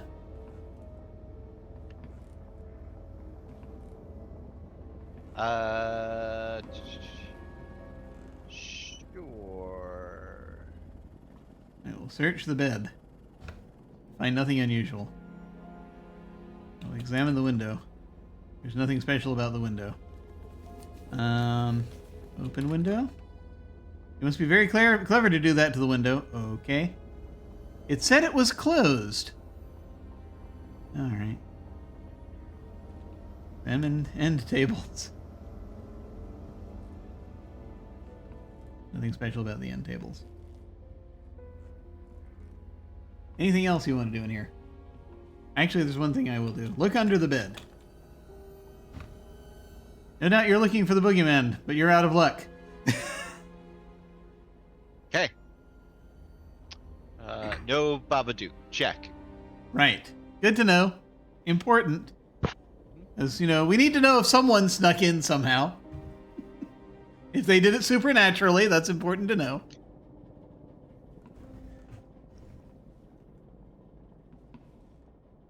Is that it for this room? Yeah, I can't think of. Yeah, anything Okay. else? Yeah, me neither, really. I mean, yeah, we don't know enough to know what to look for yet. So, so back up to the other south hallway exit, and we'll go from there. All right. So back north, south hallway, bottom of stairs, west, north of. Wait a minute. I went too far. I am a fool. Let me see. Either that or I mapped it wrong. East, south. Door to the south is open. Mrs. Rourke's room. What happened? Oh, I see. All of this, I mapped it wrong. I'm sorry. This All is of it's all over wrong. one, and that one. Yeah. Yeah, gotcha. Yeah. There we go. Okay. Not as much there as I thought. So we can head back up to the south hallway. And head west because we haven't done that yet. Mm-hmm. You can't go that way. To the north, George enters the hallway from upstairs. Okay. There is no west. So it says east-west, but it was actually only east. The direction in which it headed. So I'll go ahead and fix that. Remove that little thing. So we now have... so the map is now a little more complete. There it is. And who is George, the son? George is the son. He's in his mid-20s, and he stands to inherit many monies. Lots of monies. All Yes, of the monies. Yes. And he was also very antagonistic during the interview. Okay. He argued frequently until with the his reading of father. the will, where we find out that he gets no monies. Well, that was the interesting thing, is apparently the lawyer said that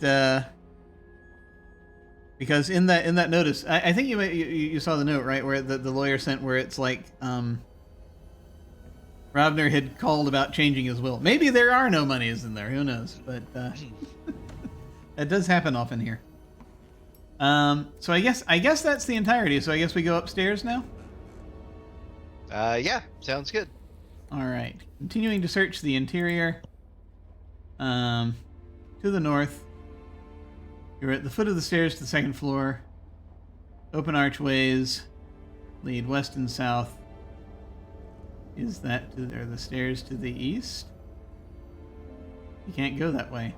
I guess we go up. George, off to the west, disappears from sight to the north. Ooh, he's getting a snack.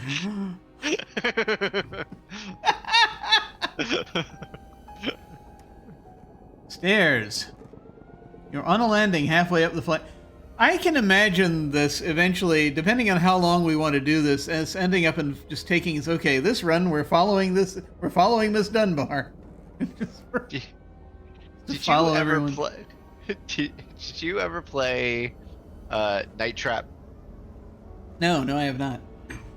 Okay, but you were aware of the game. No, actually, that does not sound familiar. Okay, so it was a Sega CD game that was a horror-esque game where you play a security guard monitoring a house party of a bunch of girls at a slumber party that get infiltrated by like monstery people, but the house is booby trapped and you set off traps to keep them safe. But it was all done in real time. It was actually like a movie recorded, and like depending on what you do, it played different clips, and changed some of the story outcome. But basically, it turned into you at home on a notepad marking times to be looking at certain rooms to do certain things in order to progress the game. Gotcha. Yeah, I see what you mean. Yeah, maybe. Yep. That's entirely possible. Stairs. You're on a landing halfway up the flight of stairs. You notice that the stairs do indeed make quite a noise when stepped upon. That is something that was mentioned by Mrs. Rourke. No, that wasn't Mrs. Rourke, was it? Somebody. Wait a minute. I'm double checking this because there's a thing. The stairs were mentioned in an interview. Mrs. Rourke.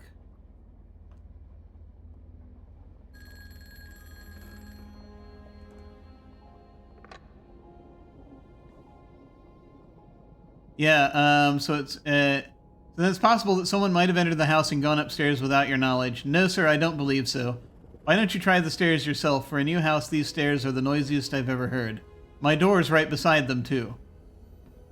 When the Robners owned a little cat, I remember hearing every footstep creaking up the stairs. Don't know why they don't ever fix it. I guess it don't bother them any.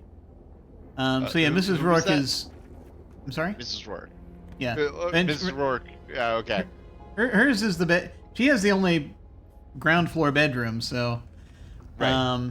And it's close enough to the stairs that she can hear them creaking.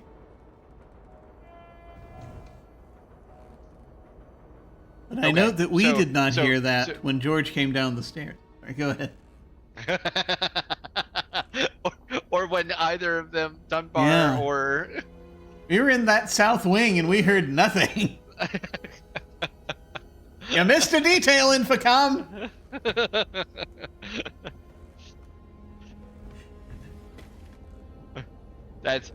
Maybe that's a project for us, is picking one game and going through and just because we have the bits now. Yeah. It's true. At 9:09, if you are in these rooms, you hear the stairs creak. That's right. Gotta go back and fix that. Finally, some professionalism put onto this game. I tell you.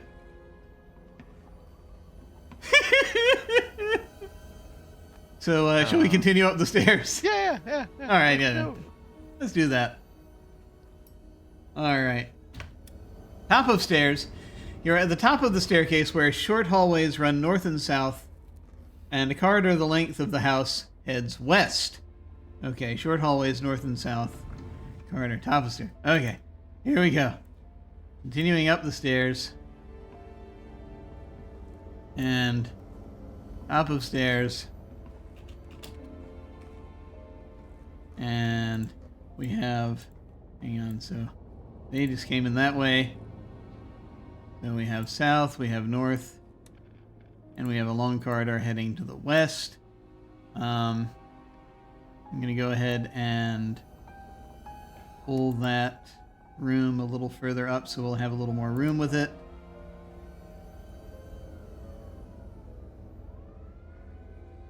And this again is an up-down thing. There we go. Okay. So, to continue along our pinwheel, I guess, do we want to go north or south first?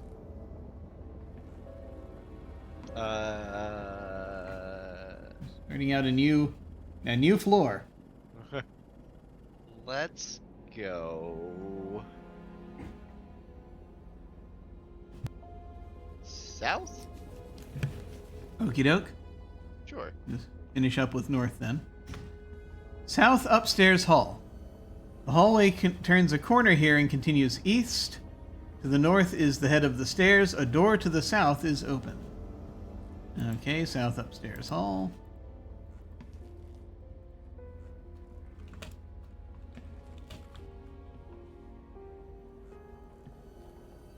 That's...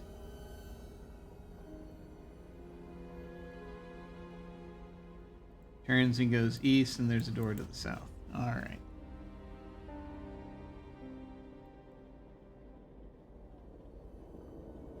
So we go, what, east from here first? Is that right? Yeah. Okay. Sure. East. End of South Hall. The hall ends here. To the south is a walk-in closet.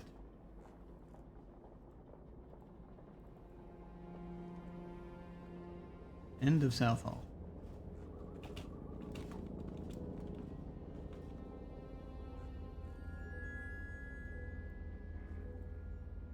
And to the south is a closet.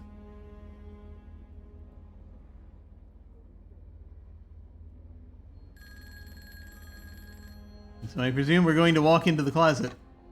Yeah, yeah. Closet. This large closet has many shelves containing various cleaning equipment and supplies. Good. Excellent. All right.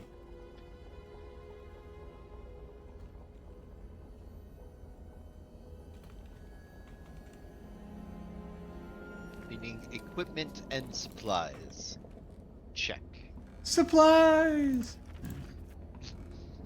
You leap out of the supply closet, and that's what you cry when you leap out of a supply closet. Supplies. Shall we interrogate the supplies? I mean, I don't think we need to. Okay. But if you feel you must. I'll just examine them. The word supplies isn't in your vocabulary. Word equip. Okay, we can't search anything here. Shelves. Search closet. An exhaustive search of even a single room would take hours. A more productive approach would be to examine or search various items of interest within the room. A cursory search would take the order of 7 minutes, but it wouldn't reveal much. Would you like to do it anyway? No. No. But it's interesting to know that that's an option. Right. I would say search or examine the shelves.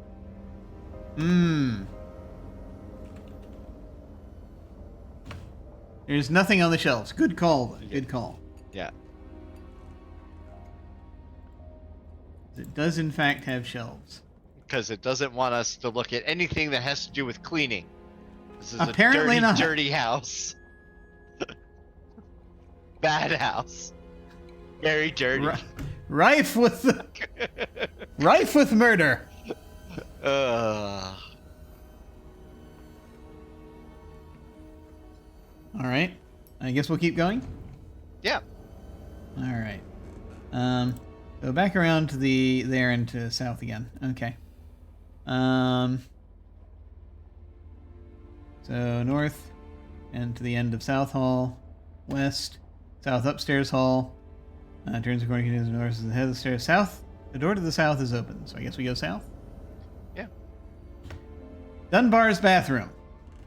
This bathroom contains the usual sink, toilet, and bath. A medicine cabinet closed is above the sink. This is the first medicine cabinet we've actually seen.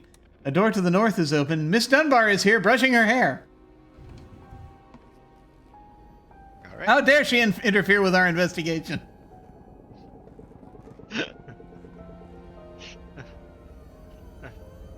Ask her for her comb. Yes, give me that.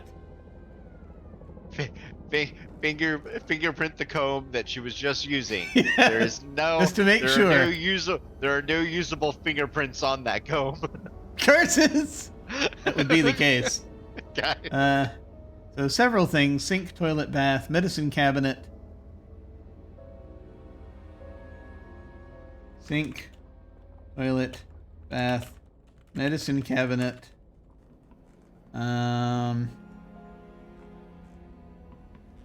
And door to the north. Okay.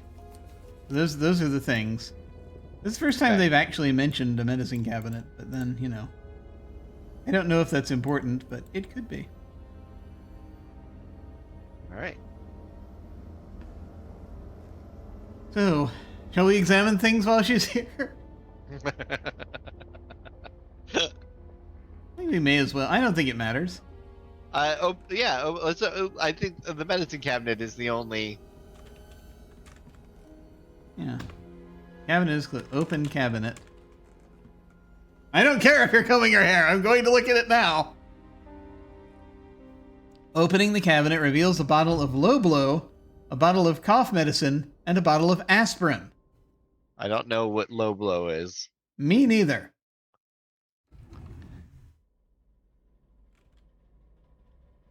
And examine the low blow. Yeah. Robiz Pharmacy. Oh God, we can't escape them. Not okay. Roboz Magic Pharmacy. Robiz Pharmacy, number 69105. Miss S. Dunbar, low blow. Take 1 tablet 3 times daily. Bismo Labs Limited, Kingston, Ontario. Kingston, Ontario, is that right? Yeah.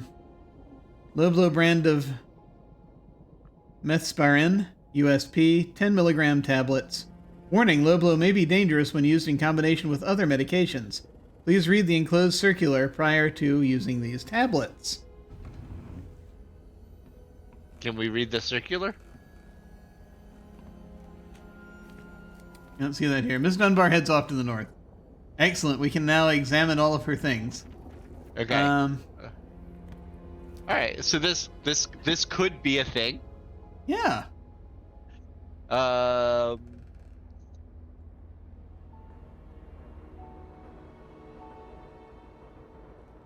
we want to fingerprint it? I think so. Yeah.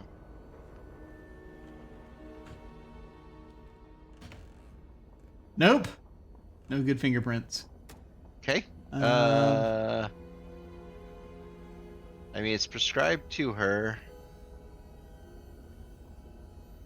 Yeah. I mean, unless by enclosed circular they mean it's in the bottle, but I don't think. Yeah. Which maybe. The only thing I can think of is maybe like opening and counting the pills or some such thing. Yeah. Can we open the bottle? Let's find out. Open low blow. Reveals a couple of low blow tablets. Okay. I assume that's 2, but you never know. There are 10 of them. No, a couple. A couple is 2. Okay, never mind. Few. They meant few. That's but what they meant. But they wanted to waste bits. And they couldn't put in a creaking noise. I am dissatisfied.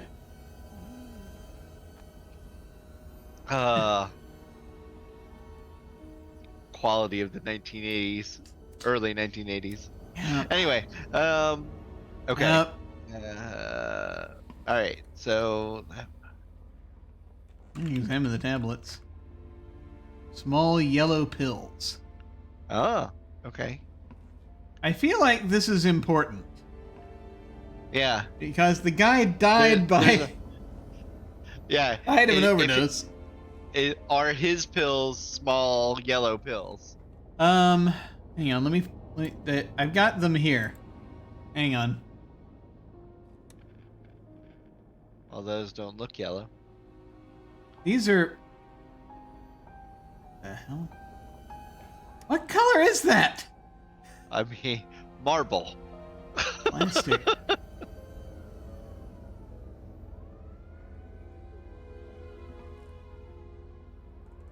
And they analyzed these. These are. Oh, hey. Hang on. Unstable Deus is in chat. Hang on. I added a thing. Let me because occasionally we refer to the Twitch chat. So let me. I added a thing where we can put it on the screen for a moment. And Unstable Deus is saying a couple is 2, few is 3, several is 4 or more. I mean, yeah, 4 or more. That's a good point. That's a good point. When I was a child. I'm going to tell you. I wasn't going to talk about this, but I'm going to now. When I was a child, I had a book. I cannot remember the title of this book, or what in fact it was about at all. But part of it must have had something to do with explaining concepts like this. And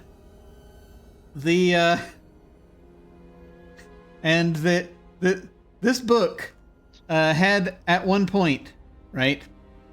There's one page on which it said few, and the next page on which it said many, and they were using these little chicks, little baby chickens, pictures of little drawings, little yellow baby chickens, And on the page that said few, there were 4 baby chicks. Well, 4 baby chickens.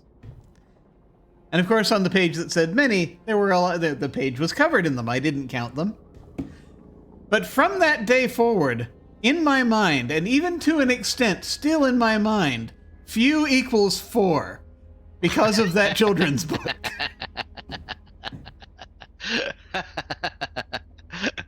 Yeah, I would argue few does not mean 3, but several is definitely more than a few. Well, yeah, I mean, I could say few. You know what I mean? I could say that as an adult who has become more enlightened in a post baby chick environment, I have come to the point that I understand that few can encompass 3 or 4. I would argue that several should maybe not more used, than that. I don't know. Several should not be used until there are at least 7.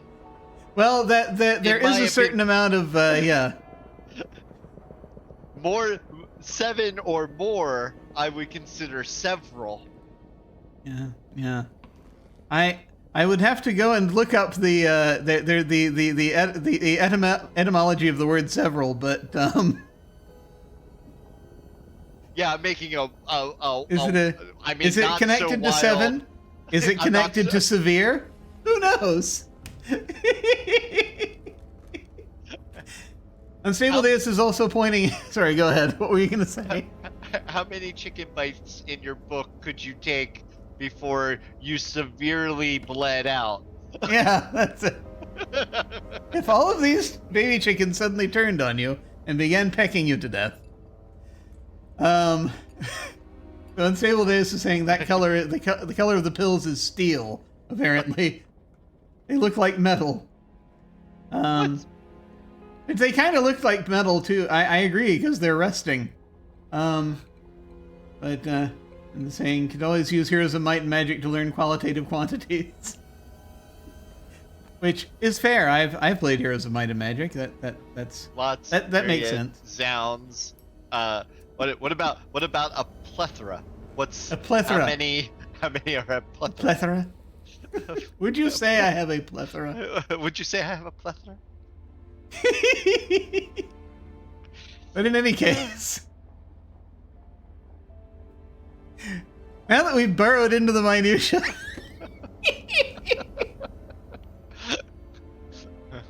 thank you for that, Unstable Deus, by the way. That was good. Yeah. But yeah, these are the pills, and so yeah, they're not yellow. I think we can agree on that.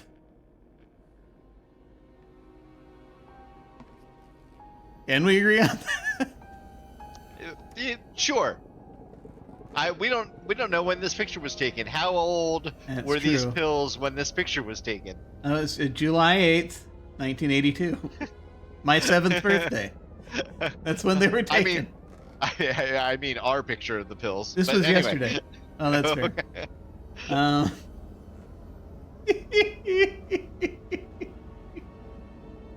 And apparently this is happening on the 9th? Is it? I don't know. Anyway. Okay. Well, now that we've burrowed as deeply as we can, we were looking at these pills. Small yellow pills. Do we want to carry any of this around, or do we just leave it? No, we can leave it for now. Yeah, and I mean, should we close up the... It has been seen. Yeah. Well, I mean, we should look at the aspirin also. Yeah, the aspirin and the cough syrup. Yeah. Also, yes. Yep. Bottle of cough medicine, bottle of aspirin. Okay. So, examine cough medicine.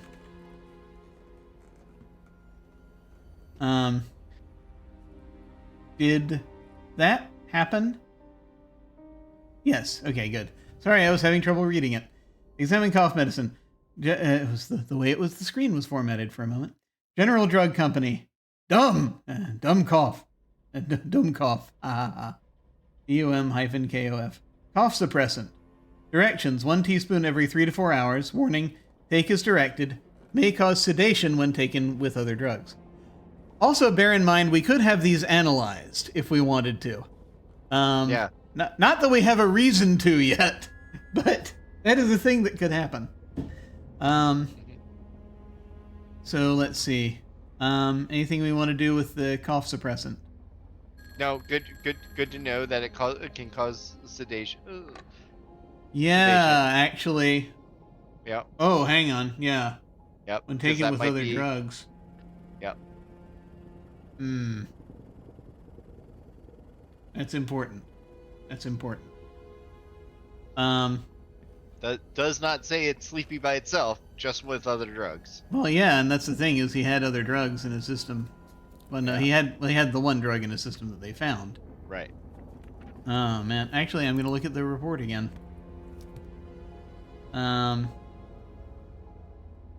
The coroner's report. Just in case. I don't think they said there's anything else in there. But to confirm, blood level 27 looking for a bullion. Yeah. This talks about the therapeutic range, the bruise on the head from falling. Routine analysis for other common drugs was unproductive.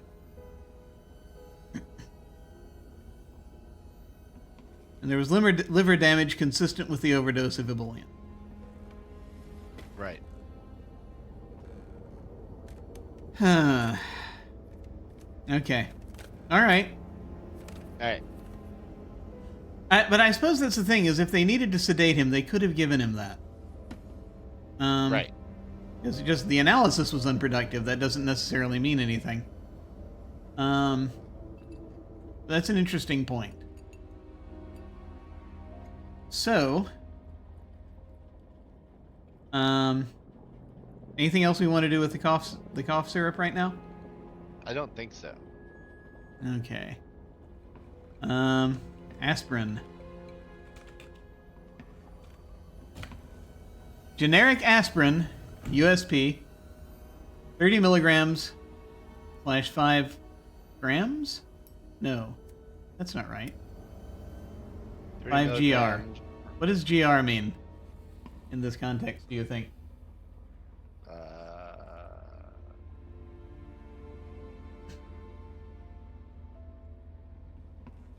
I don't know. Me neither. GR and GR. If you're using GR,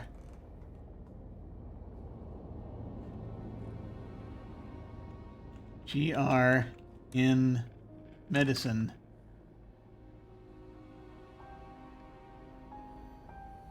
Glucocorticoid grams. receptor is a nuclear receptor that functions as a ligand. And I don't know if that's what that is. Pharmacy. Grain. Grain?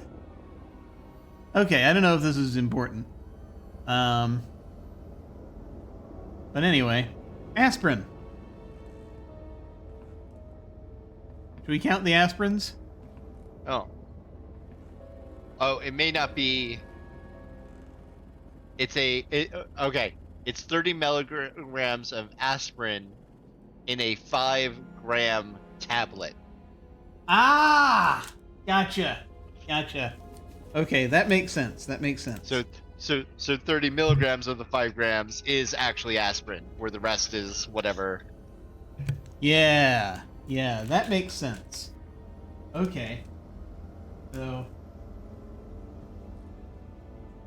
how many milligrams in a gram again? I forget the metric system. I'm a filthy American.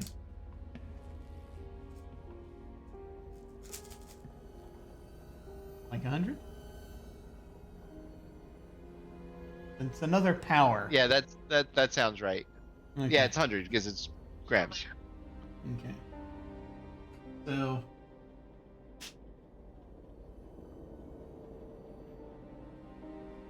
this is not important. I don't need to do chemistry in my head right now. All right. I'm thinking of opening the aspirin and looking at the pills like we did with the other one, just in case. If that works for you. Yeah, that works. Okay. Opening the bottle of aspirin reveals a handful of aspirin tablets. Count aspirin tablets. There are 15 of them. Examine aspirin tablets. Nothing special about the aspiring tablet? Oh, god damn it.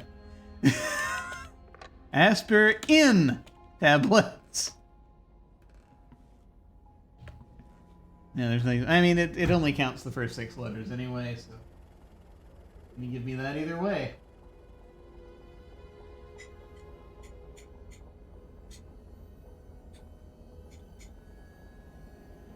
So, what do you think? It doesn't tell us a. Okay. They're presumably not yellow, so. Yes. Probably Then little white pills. Yeah. As most aspirin is. Cool. Then, all right. Yeah. Well, moving on. Yes. Is there anything else in this room we want to examine? We have. Let me go back and look in here. The sink, the toilet, the bath. Anything like? Do we want to look at any of those? I don't think. I don't. Not that I can think of that. I think would lead anywhere. All right. So, shall we continue searching? Yeah. I guess we go back to the top of the stairs and head west to continue the. Yeah. Sounds good. All right, we shall do that. Okay. All right. Heading north, leaving everything open. Doesn't matter.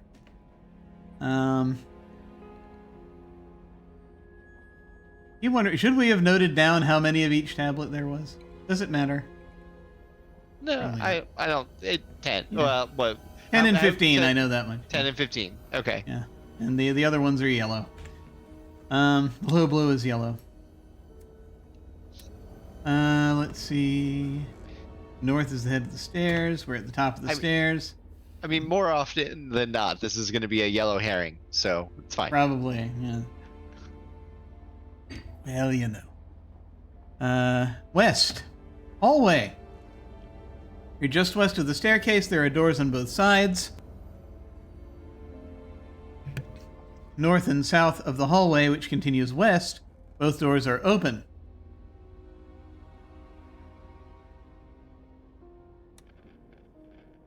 Hallway.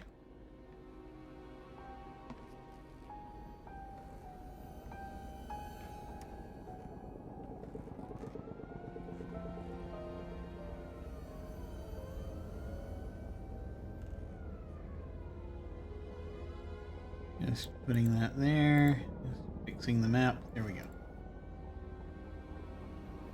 So, when we do this, so is it south? Is that next from here? Yeah. I mean, as long as we're, it's a little hard when it's not. You know, we don't have to be strict in it. We'll just we go into one of the next rooms, following the maze type. Yeah. Type deal. Yeah. Yeah. All right. Oh. No, it must be exact. Yeah. No. We're malleable. Like clay, ready to be molded. Dunbar's bedroom. Like Gollum. Yes. What? No. What? It is. This is Miss Dunbar's room. This is Miss Dunbar's room. It is furnished in the usual style, with a few additions indicative of Miss Dunbar's taste. The bedroom door is open. Miss Dunbar is lying on her bed.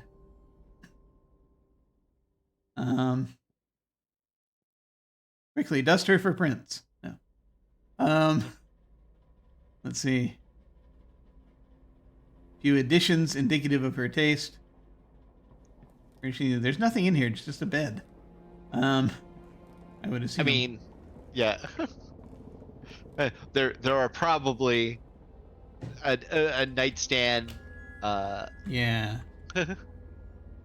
a wardrobe maybe, but Yeah.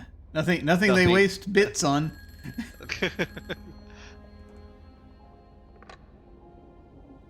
Okay. Okay. Shall we check for boogeyman? Sure. Nope, we're out of luck. Examine the bed. Nothing. There's nothing on the bed, and yet we know that Miss Dunbar is on the bed.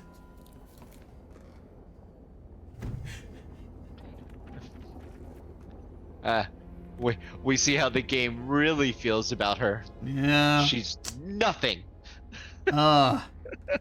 Cruel game. How dare you? You don't just erase a whole person, game. I want it to be like the logic script that is like, there's nothing on the bed. Miss Dunbar is on the bed. Yeah.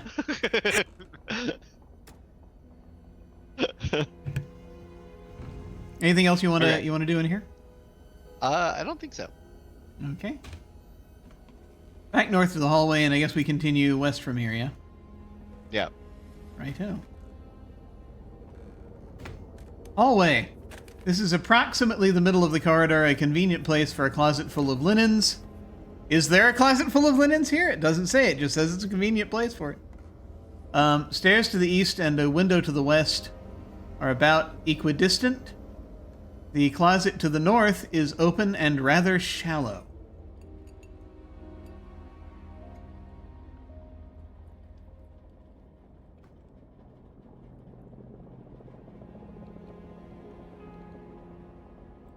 We might not be able to actually walk into it.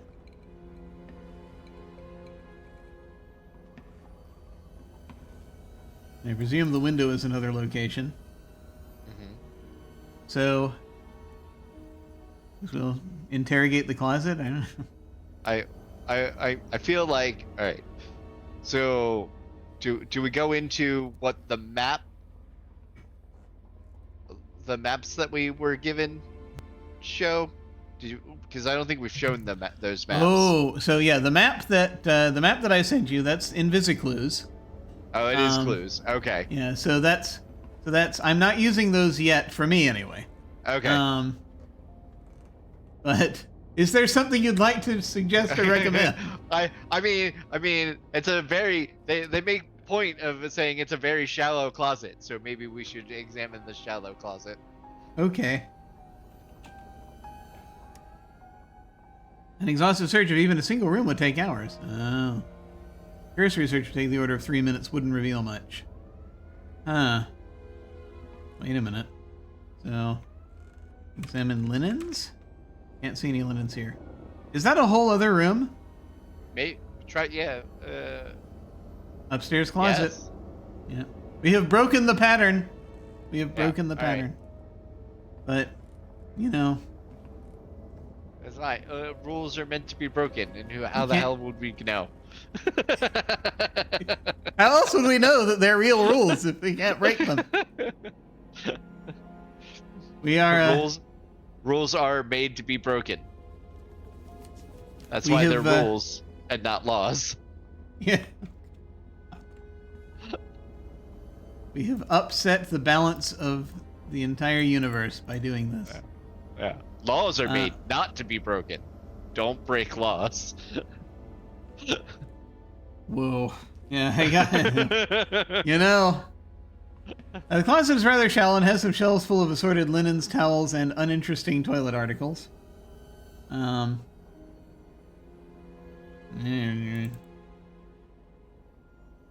Linens, towels, uninteresting toilet articles. Okay. I guess we'll examine the linens. while we're here. Or search the linens. Search the linens. Or search Nothing of the interest. shelves. Go through the linens, find it. Search shelves. I keep forgetting the word shelves. Find nothing unusual. Alright. Examine towels. Examine Towels. Go through the towels, find nothing of interest. And then the articles. They're not. That's not even in your vocabulary. All right. What? I mean, we can do a thorough search of the closet. I mean, yeah, if you want, we can spend the 3 minutes. It's only 10:03. Would you like to do it anyway? Yes. Sure. Your brief search revealed nothing that was not obvious before. Okay. All right. I do find the search functionality interesting in this game. I will say that. So we head back out. Yeah. Okay. Hallway. Right. We I tried. guess we'll head. Yeah. We took a stab at it, and I guess we continue west at this point. Yep. The only way we can go that's new. Hallway. This section of hallway is near the west end. Through the window at the end of the hall, you can see some trees in the lake beyond. That might be even another location to the west. The hallway continues east and west. It does. And a door to the south is open. Okay. So, another hallway room. And you can see trees to the west. There's a door to the south open. All right. So we go south through that door, yeah? Yeah. George's bedroom. This is George's bedroom. In addition to the normal furnishings, there is a small liquor cabinet and a stereo with records and tapes. 1982. The door leading to the hallway to the north is open. Another door to the east is open.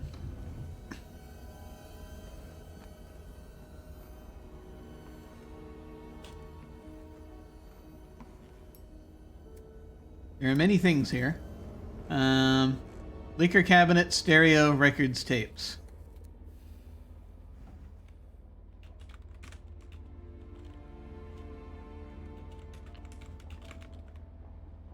All right. And it has a door to the east, which I'm guessing goes to his bathroom, but one never knows. I didn't add the linen closet. It is a sin that I have... No, wait. That was there. Yeah, it's over there. What happened? Did you add an extra hallway again? I might maybe have. maybe not. I don't know. Was there anything there? There was a closet there. There was a hallway here. There was an upstairs closet, linens, towels, uninteresting toilet articles. I think I just put it in the wrong place. I think that's here. There we go.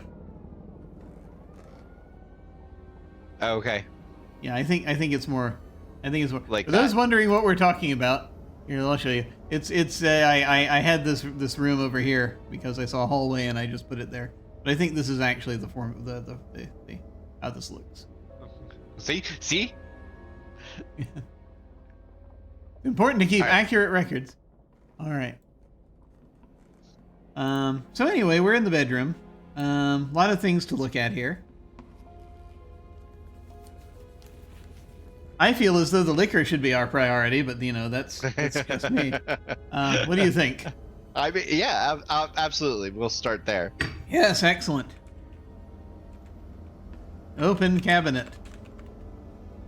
Opening the liquor cabinet reveals a bottle of scotch and a bottle of bourbon. You need to analyze the scotch very carefully. So we open the cabinet and we find whiskey and whiskey. Okay. Yeah. Oh no, you see, there is a difference. You know full well there's a difference between those two things, sir. I mean, It's the amount of pain is the difference between those two things.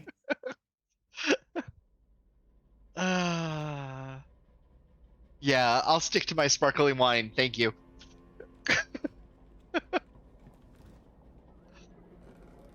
I don't think there's anything interesting in there. It's just there's nothing special.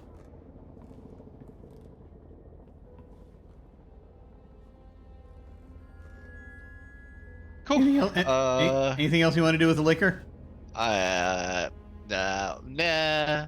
All right. On to the other stuff. Yeah.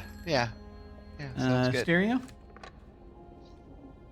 There's presumably a bed here, but Yeah, that would be normal in a bedroom.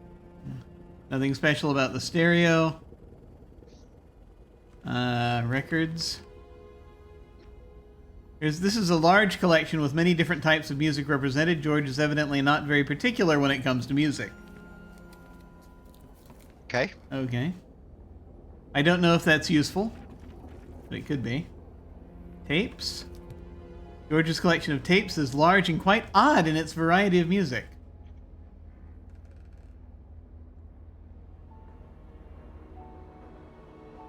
Search the tapes. Sure. You find nothing unusual. Okay. It's just odd that he has an Read eclectic. tapes. You cannot read the tape. Okay. Okay. I don't know. So we have that, and that's it. That's it. All right. There's another door open to the east, unless we want to search the bed. No, we can go east. Okay. All right. George's bathroom. This is George's bathroom with all the appropriate fixtures. Shaving gear sits near the sink. The door to the west is open. George's bathroom. Shaving gear.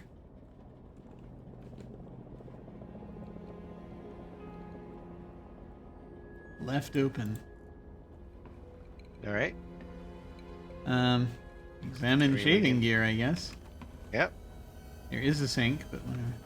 There's nothing special about the shaving gear. Is there a cabinet? Yeah. Oh, that too.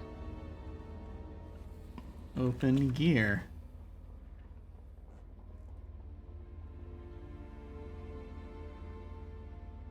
Do you have to say shaving gear?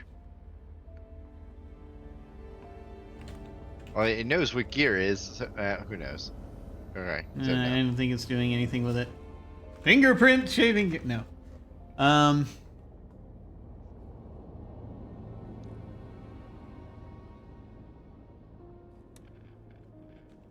Search shaving gear.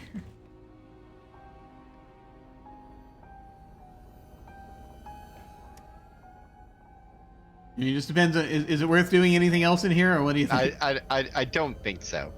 All right. So that means back up to the hallway and further west. Yeah. We still haven't seen the room where the murder took place, so it's got to be in here somewhere. End of hallway. This is the west end of the upstairs hall. To the north is the library where Mr. Robner was found. Its solid oak door has been knocked down and is lying just inside the entrance to the library. A window which cannot be opened is at the end of the hallway. Do they not have a bedroom? Maybe they get there through the library? That's weird. Or maybe there's other things going on. No, I think we missed a door, but it's fine. It might be over on the other side. The top of the stairs, yeah. It might be over there. So because we actually found Miss Dunbar's bedroom, so and her bathroom. So we can add the end of the hallway. Yes. And then north to the library.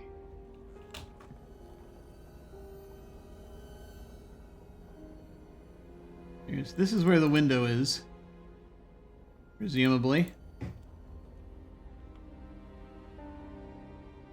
That they mentioned earlier. The window which cannot be opened is at the end of the hallway. I don't think there's nothing special about the window. Okay. Shall we go in, or is there something else we need to do? let's Let's do it. Okay. Library. This is the library where Mr. Robner's body was found. It is decorated in a simple but comfortable style.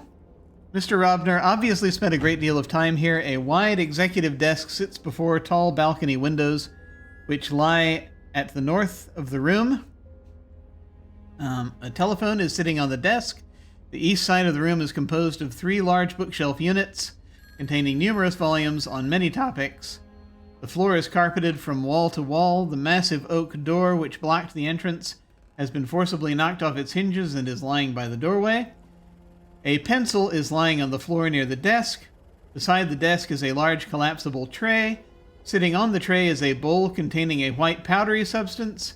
Alongside the desk is a wicker wastepaper basket. The wastepaper basket contains a bunch of crumpled papers. Lying on the floor, overturned, is a beautiful saucer. Turned onto its side, lying on the floor, is a beautiful teacup. Lying atop the desk is a pad of white notepaper. A desk calendar is here, open to July 7th. There is a bottle of ebullient here. That's a few things. I feel like the house could be smaller and we could have come just to this room. Probably. There's a lot for me to type. Okay. Which let me put in that it's the library. Hang on. All right, hang on. Yeah, I got it. I figure we're probably going to be stopping soon. Yeah. But do you want to tackle the stuff in here before we quit? Or do you want to tackle it next you know time? what? Let's tackle it next time. That way it's fresh in our mind, because I think that's the most...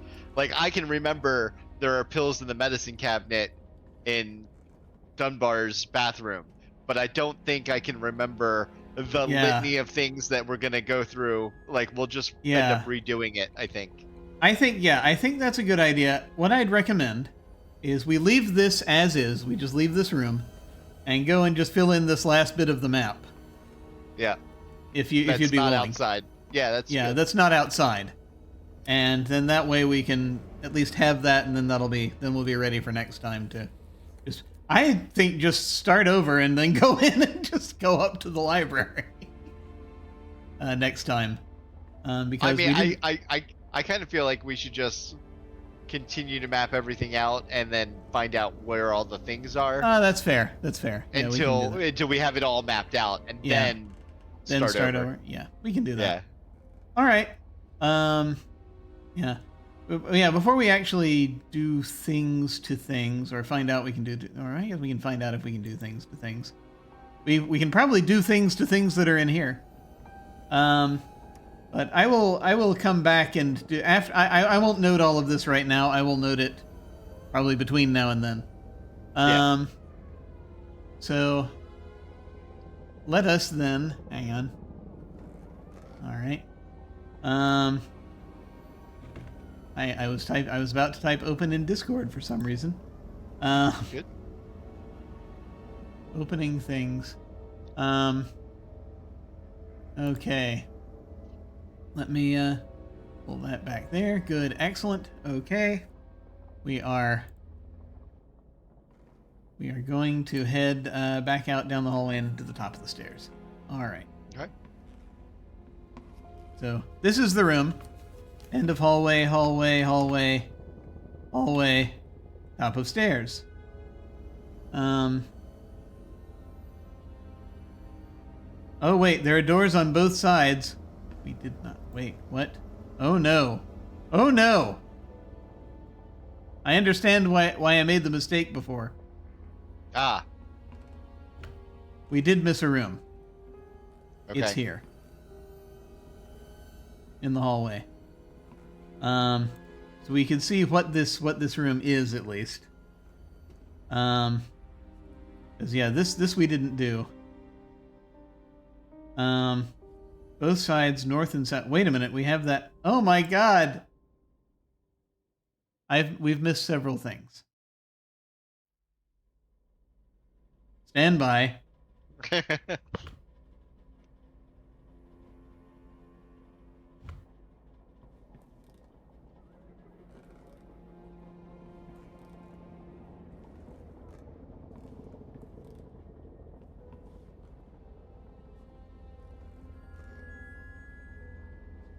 Maybe we should Wait a minute. pause here and continue Hang on, as we end of sort out hallway. the mapping. Window at the end of the hallway. Hallway continues east and west.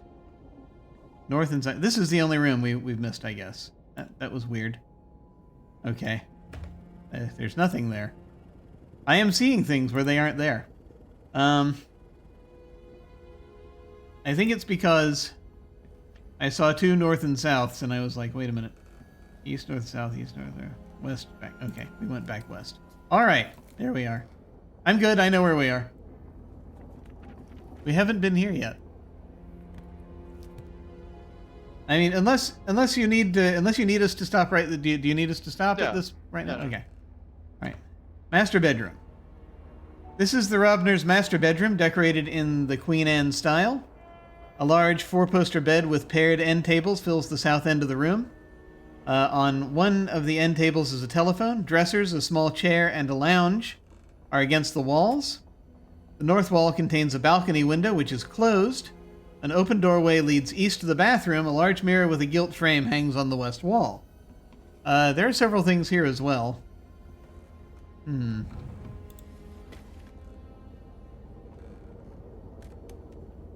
Master bedroom. And you can go east to the bathroom. And possibly to the balcony. If there's a balcony, hang on.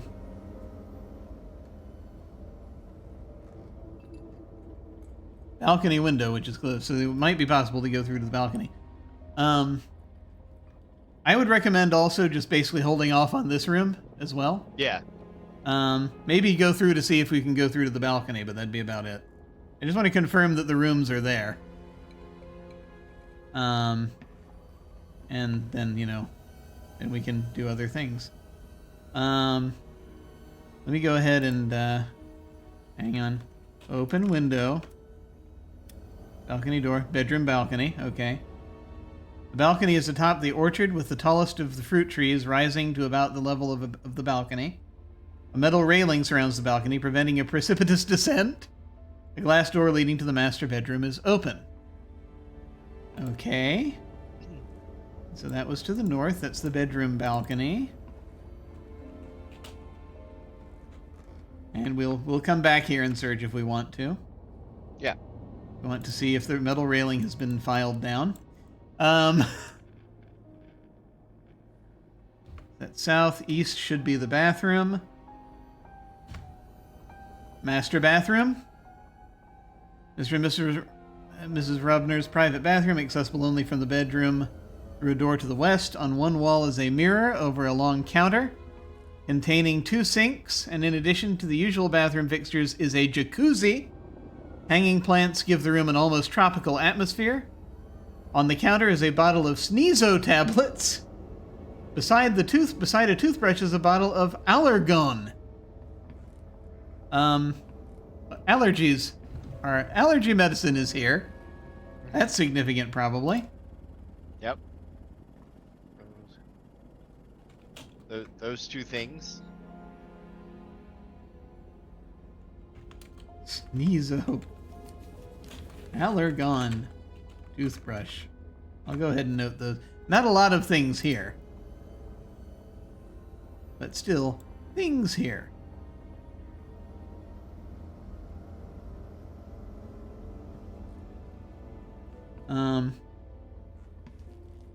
And plants. And a jacuzzi. Okay, there are multiple things here. I guess maybe we can hold off on this one. Yeah. Wait, plants in a jacuzzi. I'll plants, jacuzzi. I'll note that that's here. Those are unusual details to look at. Okay. There's plenty to look at in here. Yeah. But let's go ahead and see what that north of the top of the stairs is, I think. So back west, back south, back east, top of stairs. North. North upstairs hall. This is the end of a short north-south hallway. To the east is a small room. What was this again? North upstairs hall. North upstairs hall. And to the east is a room.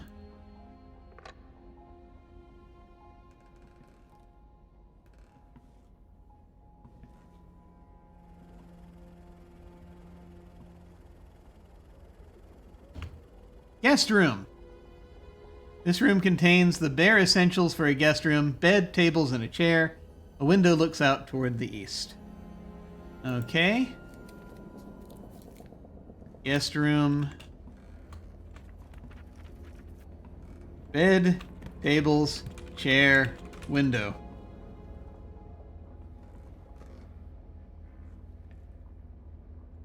Okay.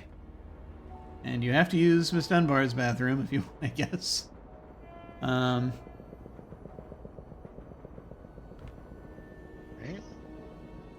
Yeah.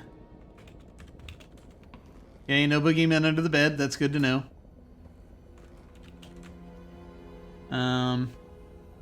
There's not a lot in here. No. Okay. And that's everything. That's the that's the entire map.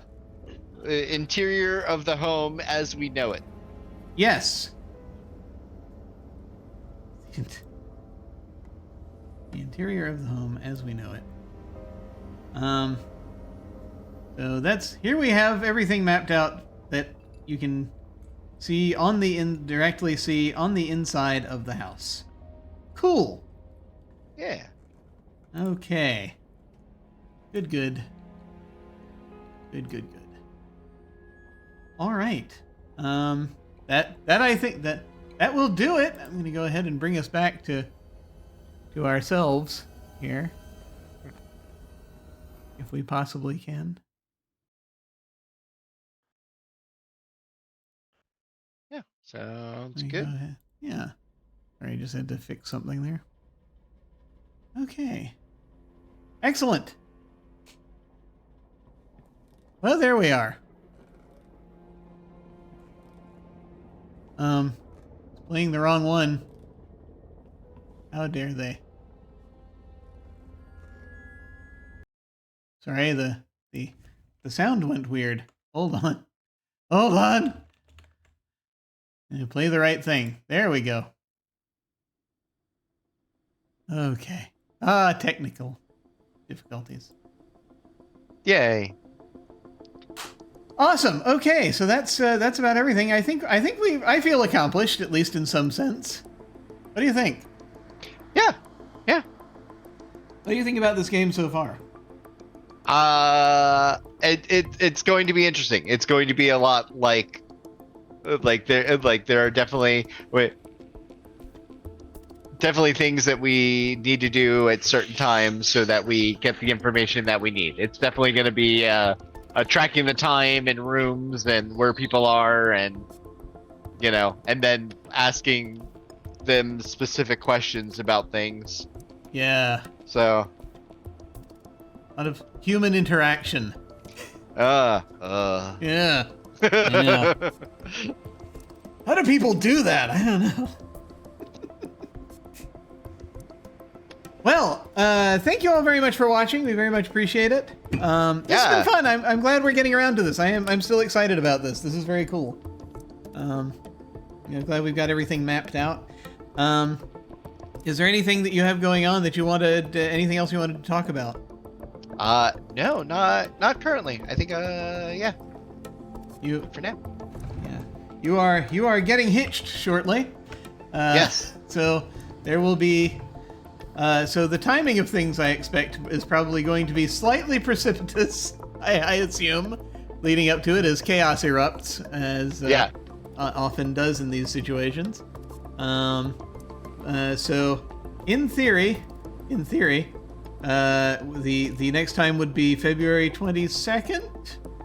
2 Yes. weeks from now. So That in theory, I'm gonna look at my calendar. Yeah, I have an appointment, but it's earlier in the day, so okay. yeah, right. that should be fine. Cool. Well, in theory, we should be able to do that. Yeah, that should be good. And Excellent. then the one after that will be the iffy one. Yeah, because that's like that's like the week before. It's literally 7 days before. I'm gonna assume that because then there's the week after. I'm gonna assume the month of March we may be taking off. Because I should be free the week after. Okay. we're doing stuff for that weekend, and then. Okay. Cool. Well, I will totally understand if you need to take more time. Yeah. Afterward, but that's cool. We can totally do that. So on the 7th, I'll probably 7th of March, I'll probably be doing either solo gaming or I might do something else. Who knows? I've had thoughts kicking around in the back of my head. We'll see. Actually, by that point, there'll be other stuff going on, so I might need the break. Yeah. We'll see. Here's the thing. It's going to happen on Thursdays. I don't want to announce it just yet because I want to make sure we're all good. It looks like we're going to be, but I just want to, we must conquer the schedule beast first, and we haven't done that yet. We have to figure out what we have to deal with the scheduling. So I do not announce these things until the scheduling is sorted. But there's a thing coming, and probably on Thursdays. Thursday evenings, I should say, and then this would be before that. But we'll see. Cool. Was there anything else you wanted to let us know before I start talking about myself at length at the end of these things? No, that should be very good. Actually, something else just came up for me. I think I may run suddenly. Okay. All right. Well, then I will say very little. Then thank you all very much for watching. Very soon you'll get to see Gothic Sci-Fi on Sundays, and this and other gaming. Thank you all very much for watching. Take care. We will see you all of a sudden. Bye.